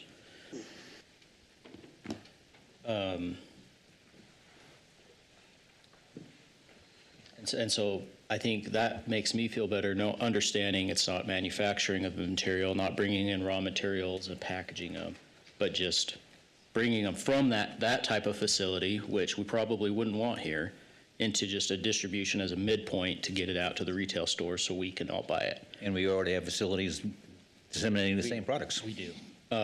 They're all over the place. You know, I have designed buildings that have these types of rooms. I'm sure others here have either built or designed buildings that have them. They do happen all the time. You're right. And so I think after hearing the presentation today, after hearing the valid concerns from the community, I think those concerns have been addressed, at least to my satisfaction. So I had a thought concerning the traffic. And when you think about 50 trips a day, and they've said it's a 24-hour facility, so a couple trips an hour from a truck. 100 trips a day on a 20-hour. Well, 50 trucks, 100 trips. 100 trips a day on a 20-hour workday comes out to 1 trip every 12 minutes on average. No, not, Don't look at me, I'm not. You want to check my math? 100 well, trips a day regardless. divided by 20, that's 5 Regardless per of how hour, you want to 1 do the every math, 12 and minutes. if I'm misunderstanding, what if this was a subdivision with 400 homes?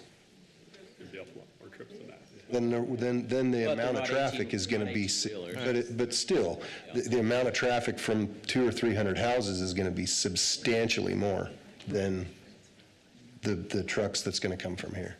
Even with the employee traffic, it's going to be substantially more.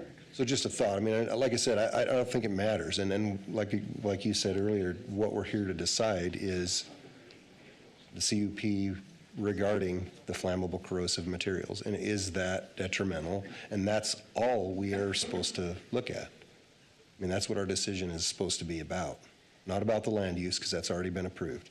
Not about the building, not about the zoning, not about anything else, because that's already been approved. This is literally just about, are we okay with Flammables. the flammables? And they've Like done what they Commissioner- need to. Yeah, and like Done more than Commissioner what they need. Kehoe said, they've done above and beyond what would be required by building department and the fire district.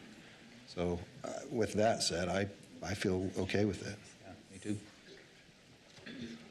You know, when I first read this, I try very, very hard not to form an opinion when I read through these things. But when I saw the very first original concept, and Chair, when you read it to begin this, it says the original concept, on-site storage and packaging of flammable, combustible, and corrosive liquids. And immediately when I read that, I was like, this is not a manufacturing plant. Why are they packaging corrosive materials out there? So I think that was I think there was some confusion for maybe the public who read that too, thinking that this is a place where they're gonna be packaging fertilizer and they're gonna be packaging all this stuff, but that's not it. And I appreciate the applicant for explaining that right up front, because that's what I was a little confused on that. Didn't form any opinions, but I was a little confused on that, so I appreciate that clarification.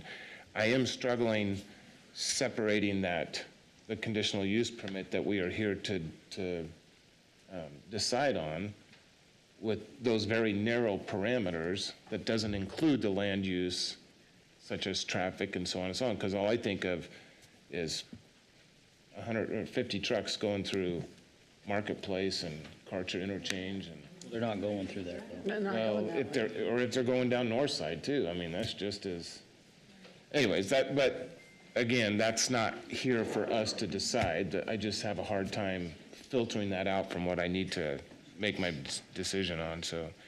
But outside of that, I am solved, if you will, that this is not a one-off thing. They've built these across the country, and they're solid, and they meet fire code and all the standards and everything else, and it's going to be an incredible boost to the economy in the city for everyone.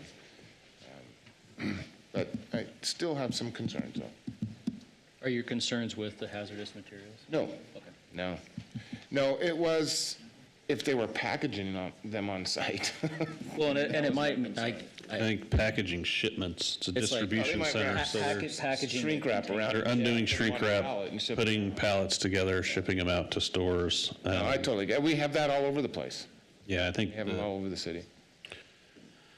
if this was 800,000 square feet of flammable, hazardous, corrosive material, I'd have a different opinion. It's 2.5% of the building footprint, and can use as storage. And it's properly mitigated. It's no different than another large retail distribution center in Caldwell that does the same thing. So Are we interested? it's surrounded by residential. Are we interested in the landscape changes? I mean, I I don't want it to think- look like the other stuff in the city, right? Not match Yeah. the county. I think it'd be, I think it'd look horrible if it looked like Knife River, but. yeah. Okay. I wouldn't want it across from my house. If it's landscaped nice. More and nice. objectionable to that, I think, than anything else. Right.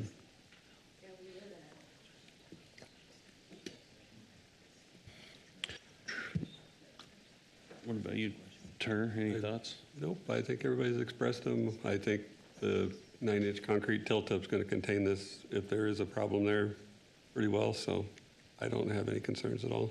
So, I don't either. I think once Houston and 16th get done, that's where most of the truck traffic will route, but you're not going to keep them out of Marketplace because that's a main thoroughfare going to Nevada and California. That's a major truck route, so there's nothing you can do about that. So we didn't design it, and we didn't put the road there to get traffic to California, so. Daniel did. Daniel? Well, maybe in 2 years, we'll redo that intersection. Exactly, we're going to fix it and improve it again. ITT is doing really well at that. But no, I think the way they, and with the fire department's comments, that they've gone above and beyond what they need to do, I don't have any concerns at all with it.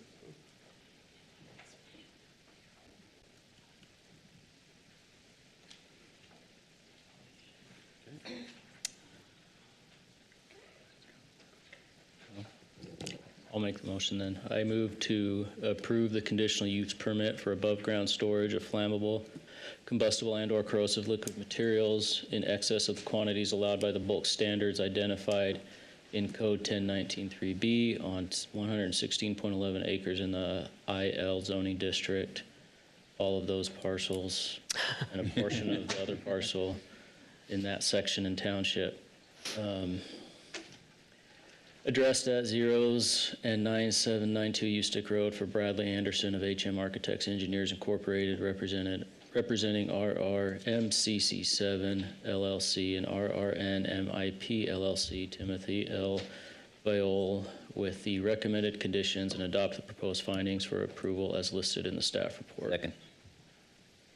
Motion by Commissioner Morgan and a second by Commissioner Kehoe to approve this conditional use permit. All those in favor say aye. Aye.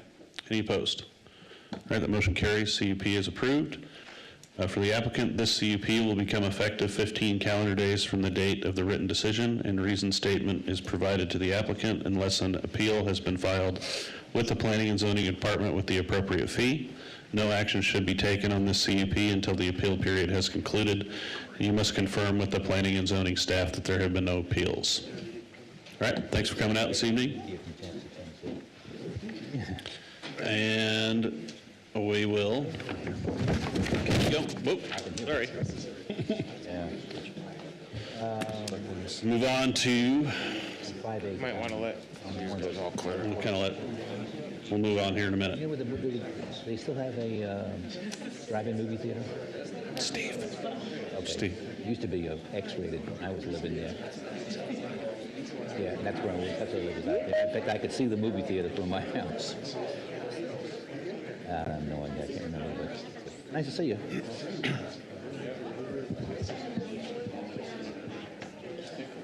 Still in the meeting, dude. High school buddy? I'm from there. Where used to live.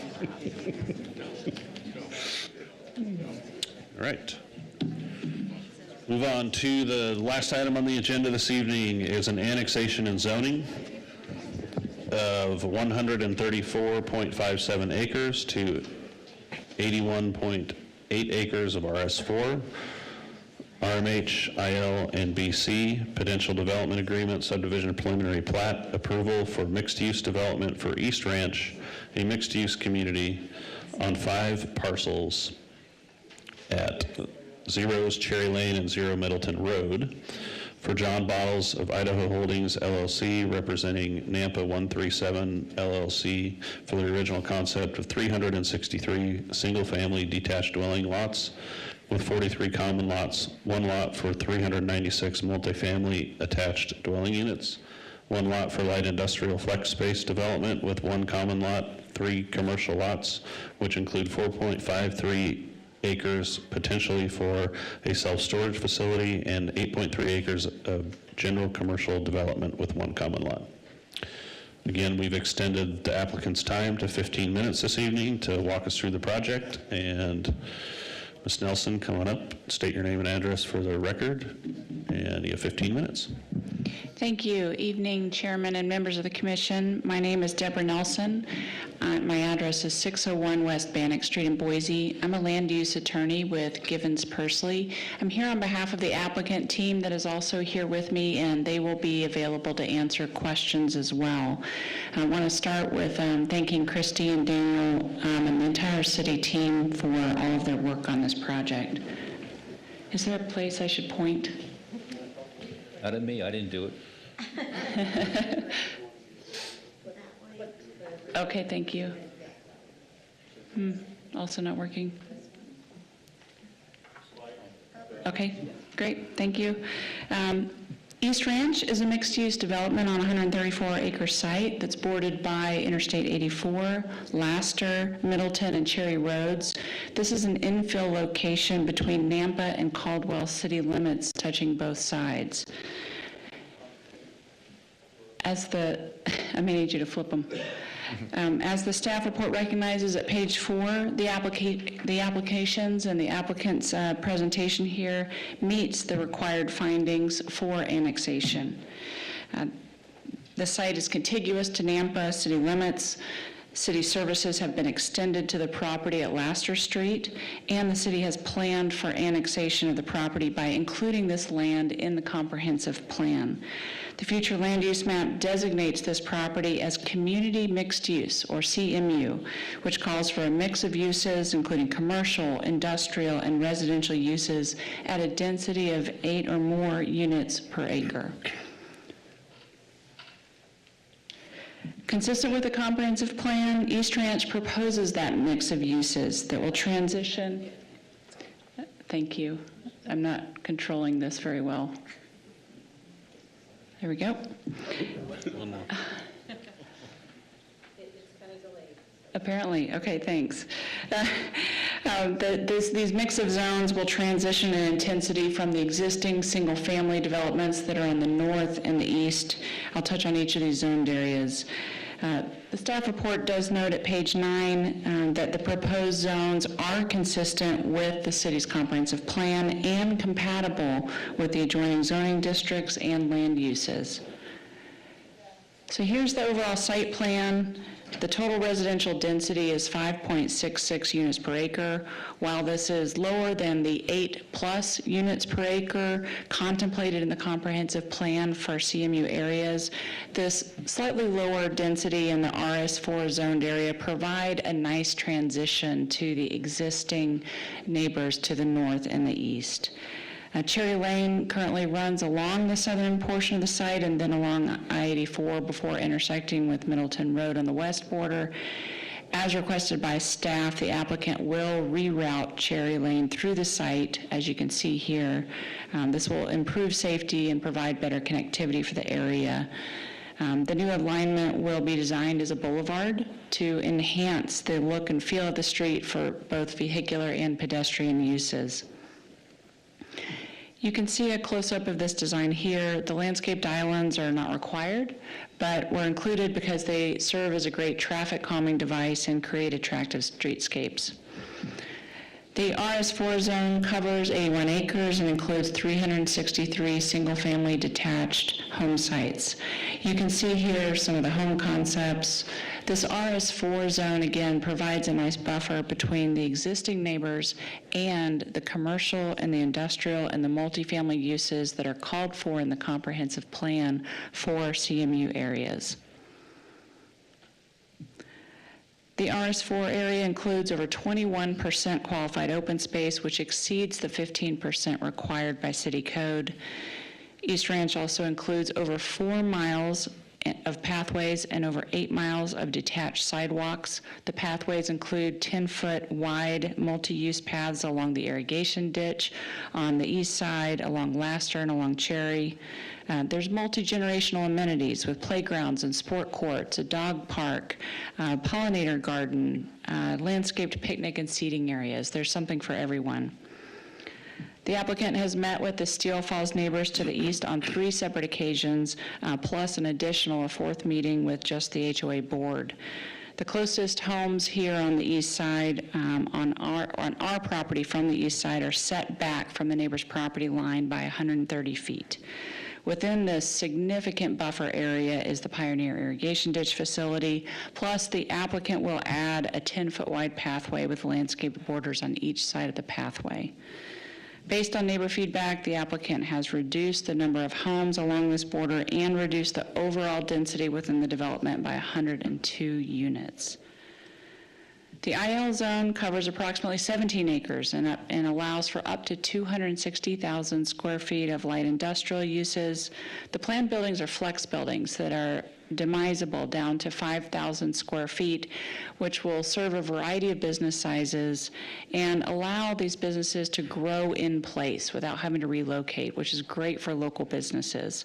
The IL zone will accommodate a range of uses here that could include light manufacturing, local retail, office. Uses such as fitness facilities are often in these types of buildings, or a tile shop with showcase. The RMH zone covers 22.8 acres and allows up to 396 multifamily units. The multifamily, together with the single family, provides housing diversity near employment areas consistent with your comprehensive plan. The multifamily housing will serve low to medium incomes, including recent college graduates, teachers, civic employees, veterans, and others. The BC zone covers 12.8 acres along Cherry Lane. This includes self-storage on 4.5 of those acres and general commercial uses on 8.3 acres. The development agreement restricts the uses that are allowed in the BC zone. This will prohibit alcohol sales, tobacco and vape shops, adult businesses. The planned storage is a low-intensity use that provides a buffer between the commercial uses and the Steele Falls neighbors to the east. This use requires a conditional use permit and variance approvals that will be presented to the City Council and requires their approval. Design review is also required for all BC uses, as well as IL uses and the RMH multifamily, to ensure that all of the city's design standards are met. As you may recall from the Mayor's State of the City address, a recent housing needs analysis found that Nampa has an existing housing shortage of over 2,400 units. On top of that shortage, the city needs an additional 8,400 units by 2030 to meet anticipated growth, and 14,500 units by 2040. To meet this critical need, the study provides a number of recommendations, including, among others, to prioritize diverse housing to serve low and moderate income households, and to provide clear guidelines and avoid costly conditions to encourage investment in housing development in the city of Nampa. East Ranch meets this critical need with diverse housing options that are consistent with city plans and guidelines that call for mixed use and denser residential development on this site. Denser development not only accommodates more diverse housing, but it also improves the tax base because more units per acre is more valuable than larger homes on larger lots.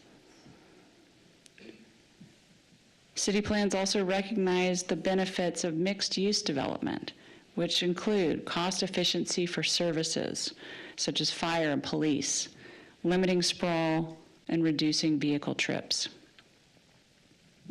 In addition to all these benefits of mixed-use development, East Ranch will provide major improvements to area roadways, including the Cherry realignment and a new signal roundabout at Middleton and Laster. Plus, over $7 million in impact fees will be paid to the city of Nampa for fire, police, parks, and streets. And this mixed-use development will create a sustainable tax base that at build-out is estimated to provide over $1 million in annual property tax revenue to the city of Nampa and approximately $600,000 in annual property tax revenue to the Valley View School District. Staff report has recognized that this project meets the comprehensive plan and city code. The engineering report in your record has accepted the traffic impact study for the development and recognizes there are sufficient water and sewer services for the project. East Ranch will provide the very mix of uses that are called for in the city's comprehensive plan, will provide needed housing and housing diversity as called for in the 2024 housing analysis, and will contribute to area infrastructure through improvements and impact fees, and contribute to city services with property tax revenue. For all of these reasons, we request the Commission to recommend approval of the East Ranch community, and be happy to stand for any questions you may have. Thank you. Any questions for the applicant?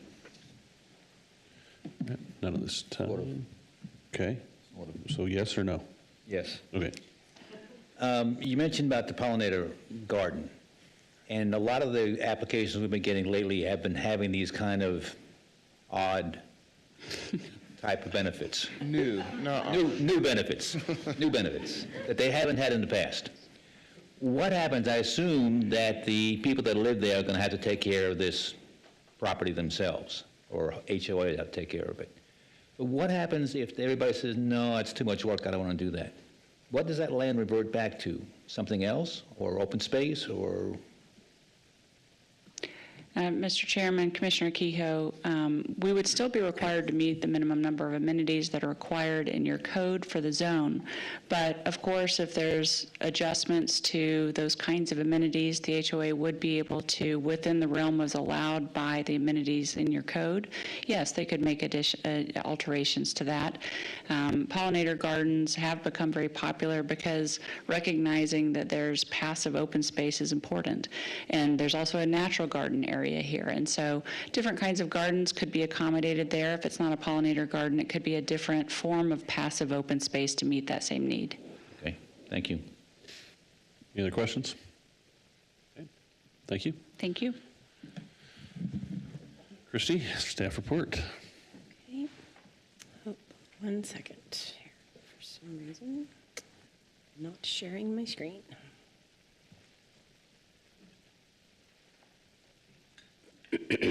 Okay. Thank you, Mr. Chairman and Commissioners. Christy Watkins, Principal Planner for the City of Nampa.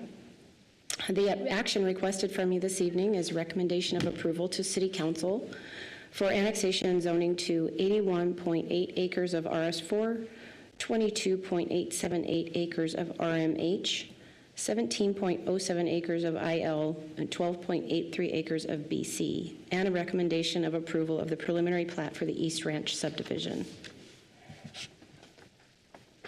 So the property is currently contiguous to the city limits, where it borders Steel Falls subdivision, which is zoned RS 8.5 on the east, and a religious facility zoned BC on the south. To the north, there is the Caldwell city limits, which is a single-family residential subdivision. To the south, again, the BC zoned religious facility. To the east, RS 8.5 Steel Falls subdivision, and to the west is Canyon County ag land that is inside the Nampa area of impact. The timing for this project will begin in 2025 and hopefully build out in 2029.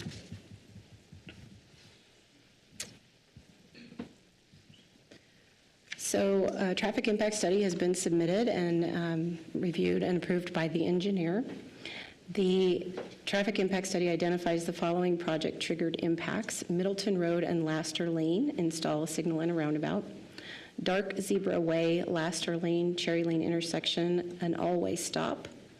Midland Boulevard and Laster Lane, additional southbound lane and additional northbound lane. Middleton Road and the new access for the realignment of Cherry. So I don't know if you're all familiar with kind of the wonky way that Cherry comes out to Middleton Road. They will be realigning that so it has a more direct approach to Middleton. They need to install an updated traffic signal with dedicated left and right turn lanes. Midland Boulevard and Cherry Lane, they will need to add an eastbound right turn lane and optimize the signal timing. Daniel did update the memo after some discussions with the applicant, and he added a couple of things. The developer and engineering division are discussing potential alternate methods to provide mitigation for some of these identified impacts. They have not determined what those are yet, and then that would be also added to the conditions of approval. So the access and layout of this project, they will be required to dedicate right-of-way on Cherry Lane and on Middleton Road. He talks through the various different sections that will need to be revised in their layout. For utilities, drainage, and irrigation, there is adequate facilities to provide service to this project. The property is not located within a floodplain, and gravity irrigation relocation shall provide boxes on each side of the public right-of-way where they cross. The correspondence that we received, GIS does require some changes to the street names. CenturyLink had indicated that if they find any conflicts, that those would need to be relocated. Valley View School District is concerned about capacity at the schools that will support this development. Engineering detailed the construction, access, drainage, irrigation, water, sewer, et cetera, in their comments. Fire department does not oppose this application. The property is located approximately 2.4 miles from Nampa Fire Station number 4 with an approximate response time of 8 minutes. Build out of this residential area will provide the fire district with $1,186,219 in impact fees. And the industrial and commercial impact fees will be determined on the square footage at the time of the building permit. The overall concept plan shows potential addition of 2,120 residents. So this would be a demand of increased personnel for 2.1 firefighter positions. The police department also projected that it would add the same 2,100 residents, and they would recommend a commitment to fund 2.53 additional officers and 1.32 additional support staff. So the property is located in an area that is designated as community mixed use, and it's adjacent to the medium density residential designation on the future land use map. The RS4 area of this project would propose to stretch the medium-density residential designation over to that area to be able to provide the 5 dwelling units per acre. The zoning districts that would fit in the community mixed use are the RMH, the BC, and the IL.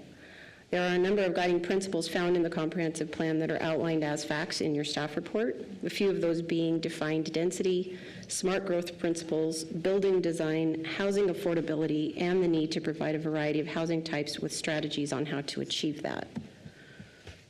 The comprehensive plan also speaks to compatibility and the transitioning between residential to commercial. Residential areas and the neighborhood commercial strategies. All of the guiding principles outlined in the comprehensive plan are found to be met by staff. So uses within a mile of this, there is a middle school and an elementary school. There are large county residential lots. There's agricultural land.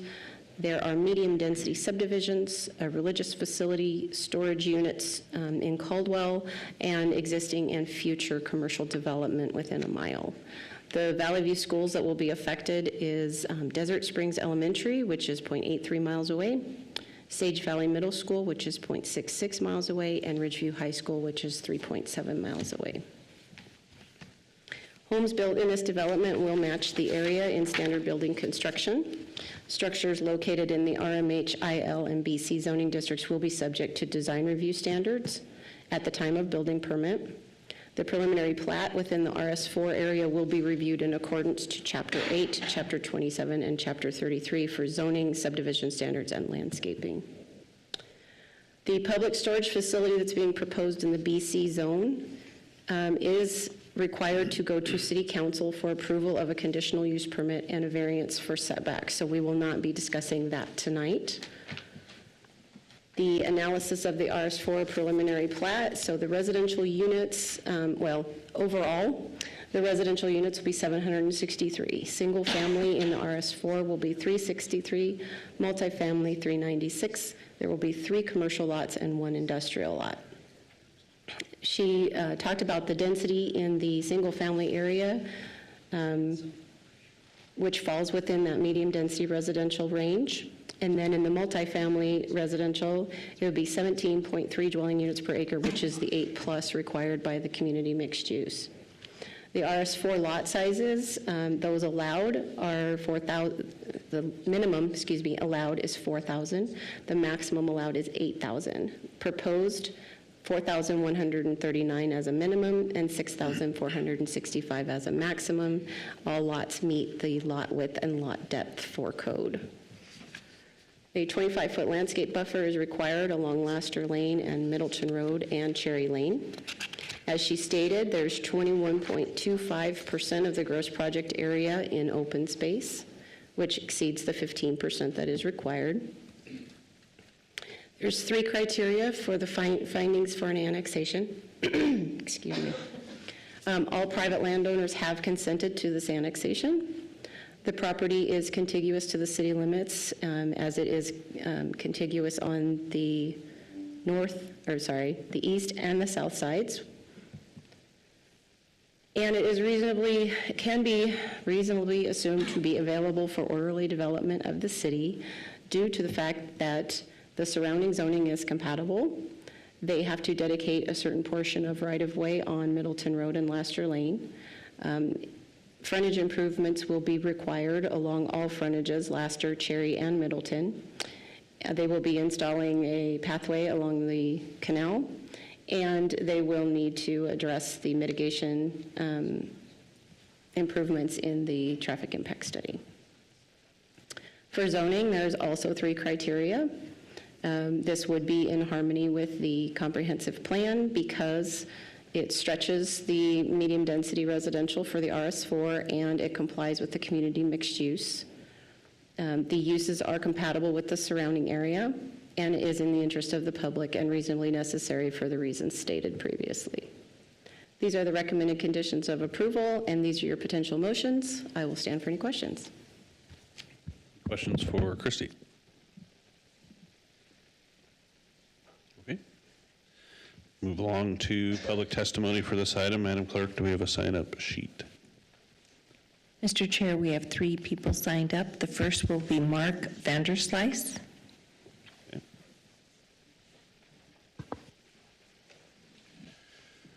Good evening. Mark Vanderslice, 17145 Solomon Drive in Nampa. I'm a member of the Steel Falls subdivision, and I'm here to request as a condition of approval that a all-way stop be installed at Steel Falls Drive and Cherry Lane. This is the only exit and entrance into the subdivision, so we have no other choice but to exit onto Cherry Lane. And with the proposed development of some 11,000 additional vehicle trips, which half will be going past our entrance, it will be a very difficult and challenging maneuver to get out onto Cherry Lane from the subdivision. The answer I got at the meeting, the community meeting, of why it was not included was it was too close to Midland Boulevard. I don't think that is the case because the all-way stop being proposed at Dark Sky and Laster is the same distance to Middleton as it is from Steel Falls to Midland. So I would request that a all-way stop be installed at that intersection. That intersection also provides entrance to the apartment complex across from Steel Falls, which has some 300 plus homes, apartments. Thank you. Thank you.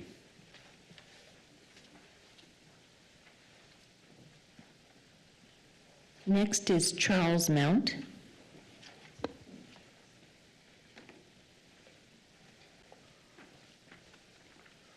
Thank you. I'm Charles Mount. I live at 17255 Solomon Drive, and I am the HOA Board of Directors for the Steel Falls.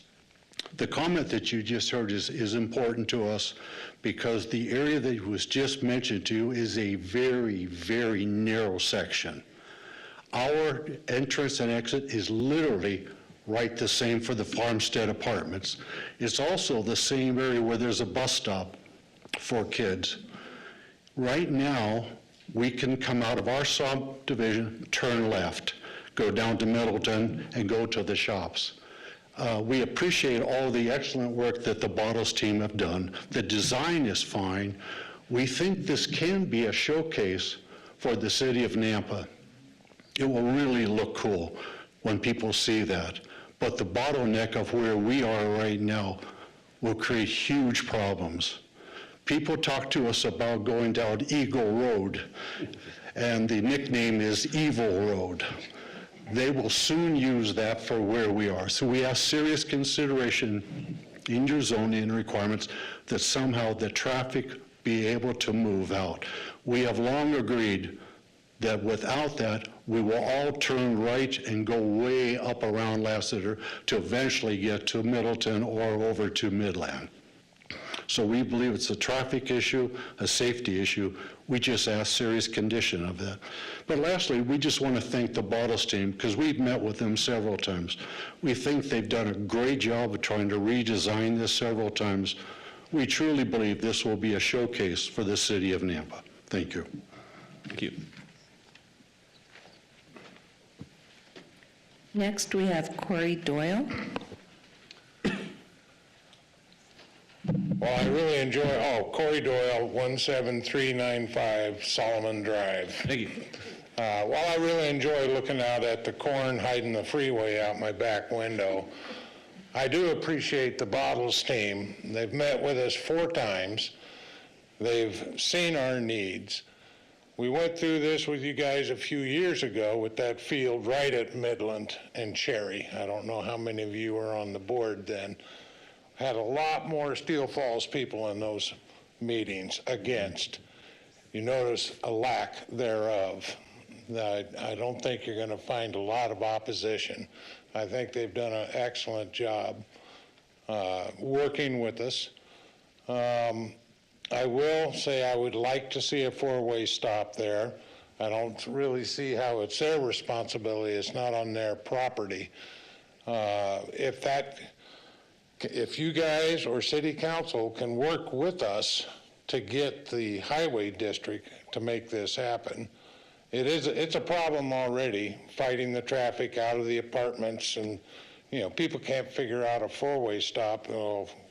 When there's no stop, you know, it's bad enough the traffic on Cherry, then you get the apartments, and then many times I've just bailed and turned right.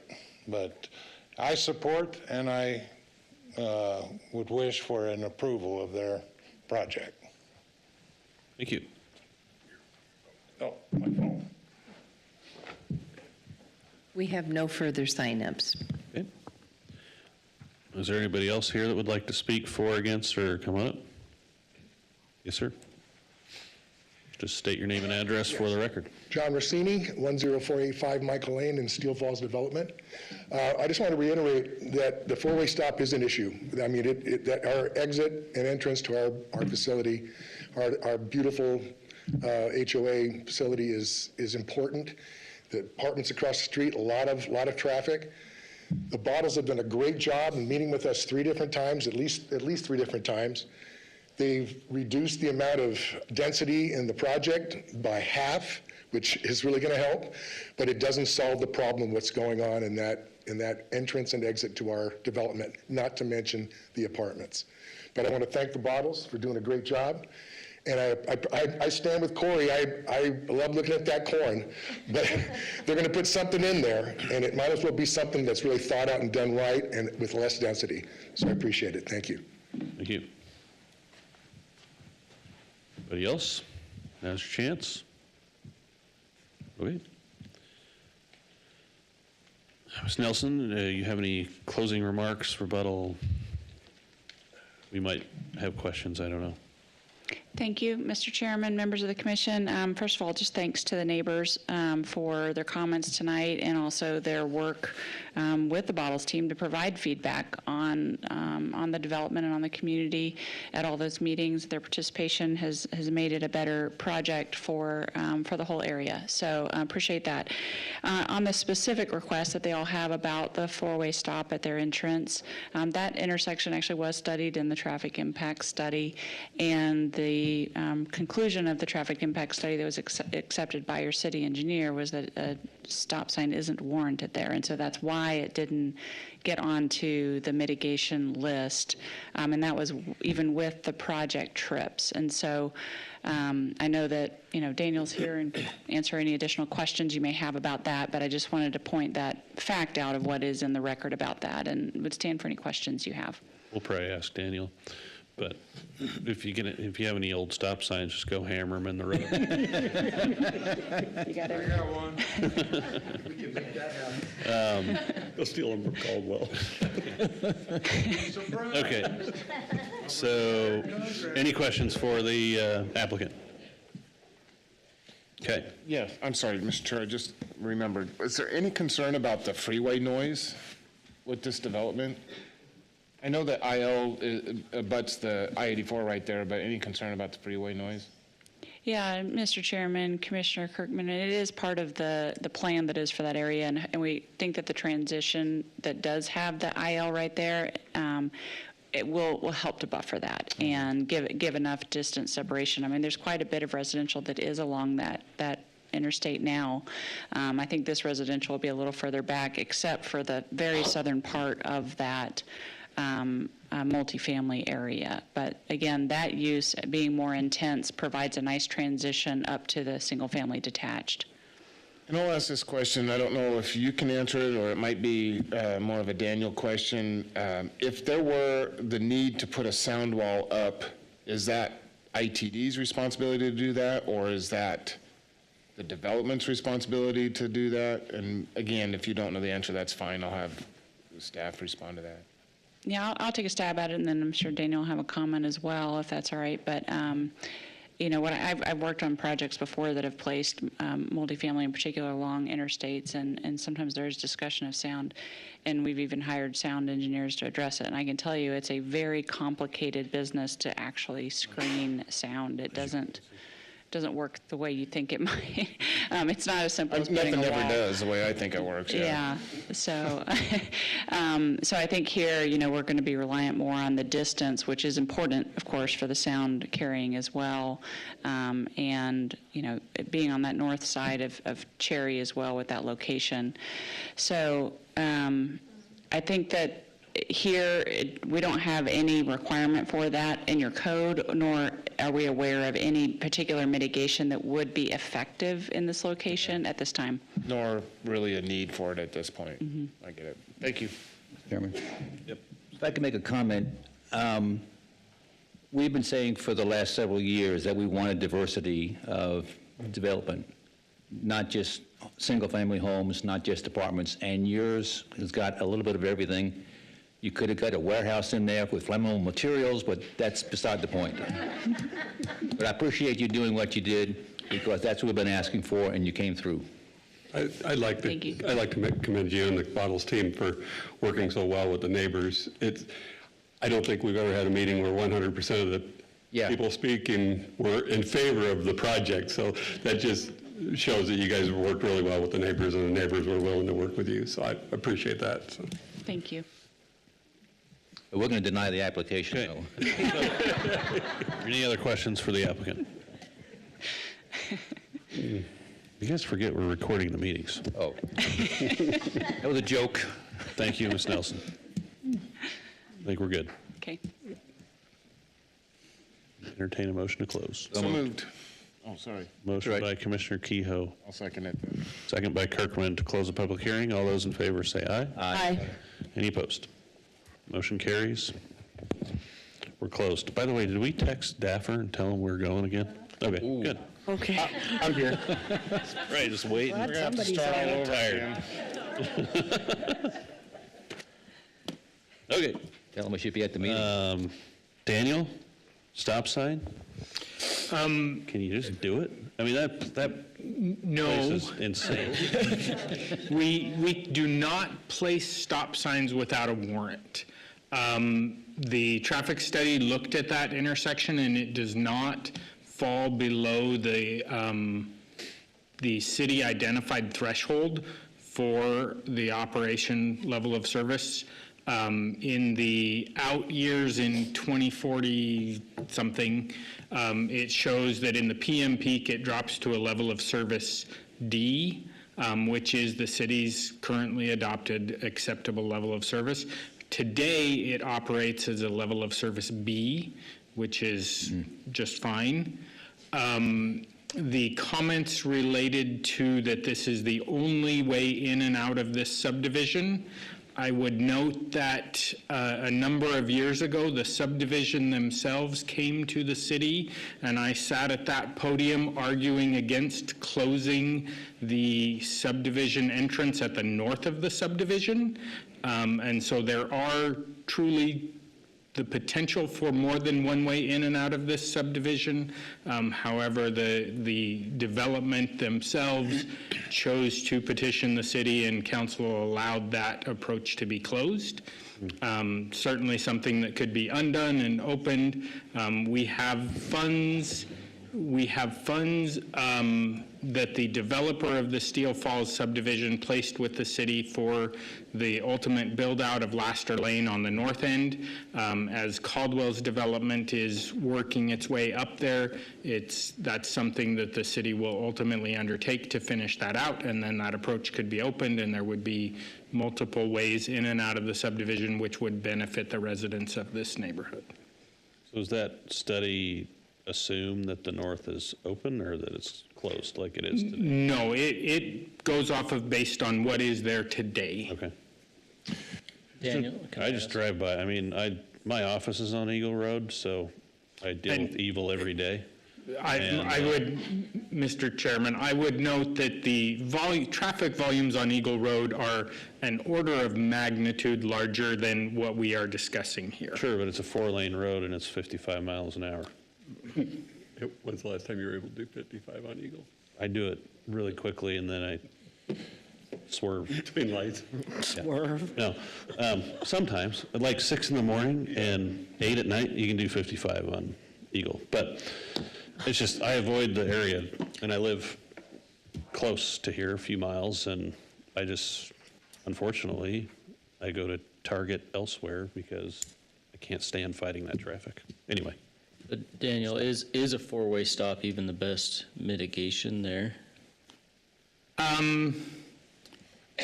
I would not anticipate that that would be something that we would support, a four-way stop on that roadway. We would have to, I would want to consult with our traffic, with Crystal Craig, the Director of Transportation, but my anticipation is that a stop sign at that location is not necessarily something that she would support without some warrant to trigger it.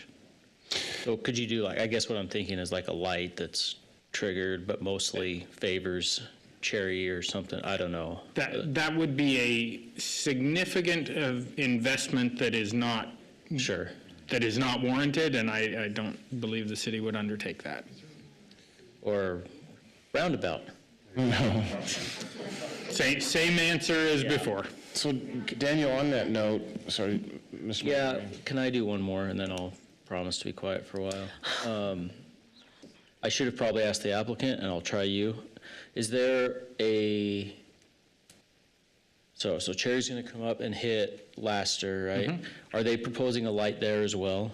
So Cherry. Or only at Cherry and Middleton? Where Laster and Cherry and Zebra, Dark Zebra intersect, that will be a four-way stop. That will be within the time frame that the traffic study triggered looking at. That does not mean that in the future that as traffic volumes raise, that could get converted to a signal or a roundabout at some point in the future. It seems like we're almost trying to push the traffic up to Laster and then over to Middleton or Mid. We are, and they are on, this development is on the hook to put a signal in at Laster and Middleton. Okay, I think that answers it, thank you.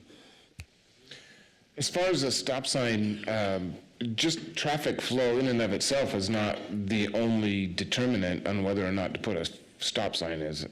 Correct. There are other potential Safety warrants. There because we are see in safety neighborhoods issues too, in where that. you don't have the. Correct. Okay. Ultimately, the stop sign there is not necessarily within the purview of the Planning and Zoning Commission, obviously. So just keep that in mind as well. You can't condition a stop. Just asking a question. You could, I would not say that you would have the authority to condition a stop sign. I know, but. I don't think so either. I was just offering maybe some suggestions to the. I've always wanted to be a traffic engineer. Yeah. Everyone thinks they are. Okay. Unfortunately, can't do anything about the traffic sign. Yeah, I think it's We tried, people. very rare that. Daniel we have- shut us down. We got the council. You've got, There you go. no. I guess, what's your question? Sorry, I cut you off there. When the apartments were originally platted and everything, they said, oh, that will always just be No, like you- an out. Yeah, I was just, are you allowed to ask a question? No.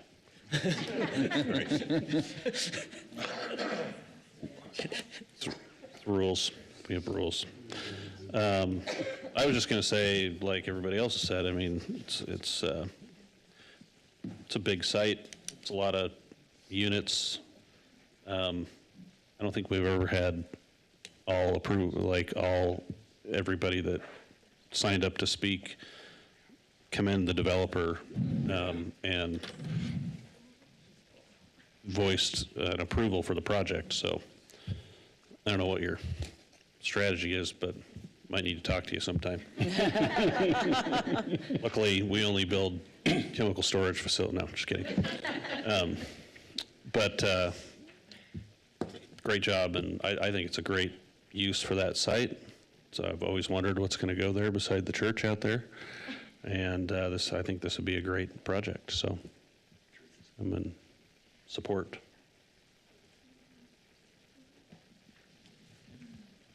Well, Mr. Chair, if there's no other discussion, I will Make a motion that we recommend approval of, one, annexation and zoning of a total of 134.57 acres, 81.8 acres to RS4, 22.878 acres to RMH, 17.07 acres to IL, 12.83 acres to BC, and two, subdivision preliminary plat approval for mixed-use development for East Ranch subdivision on 5 parcels at Cherry Lane and Middleton for John Bottles of Idaho Holdings LLC, representing Nampa 137 LLC, with all conditions listed in the staff report, and adopt the proposed findings of approval as stated in that staff report. Second. A motion by Commissioner Kirkman and a second by Kehoe to recommend approval of these items. All those in favor say aye. Aye. Aye. Any opposed? That motion carries. That will go on to City Council. Thanks again for everybody's time and patience this evening. When's the next meeting? January. I was thinking that. Do we have to elect people to lead and all that stuff before, the chair?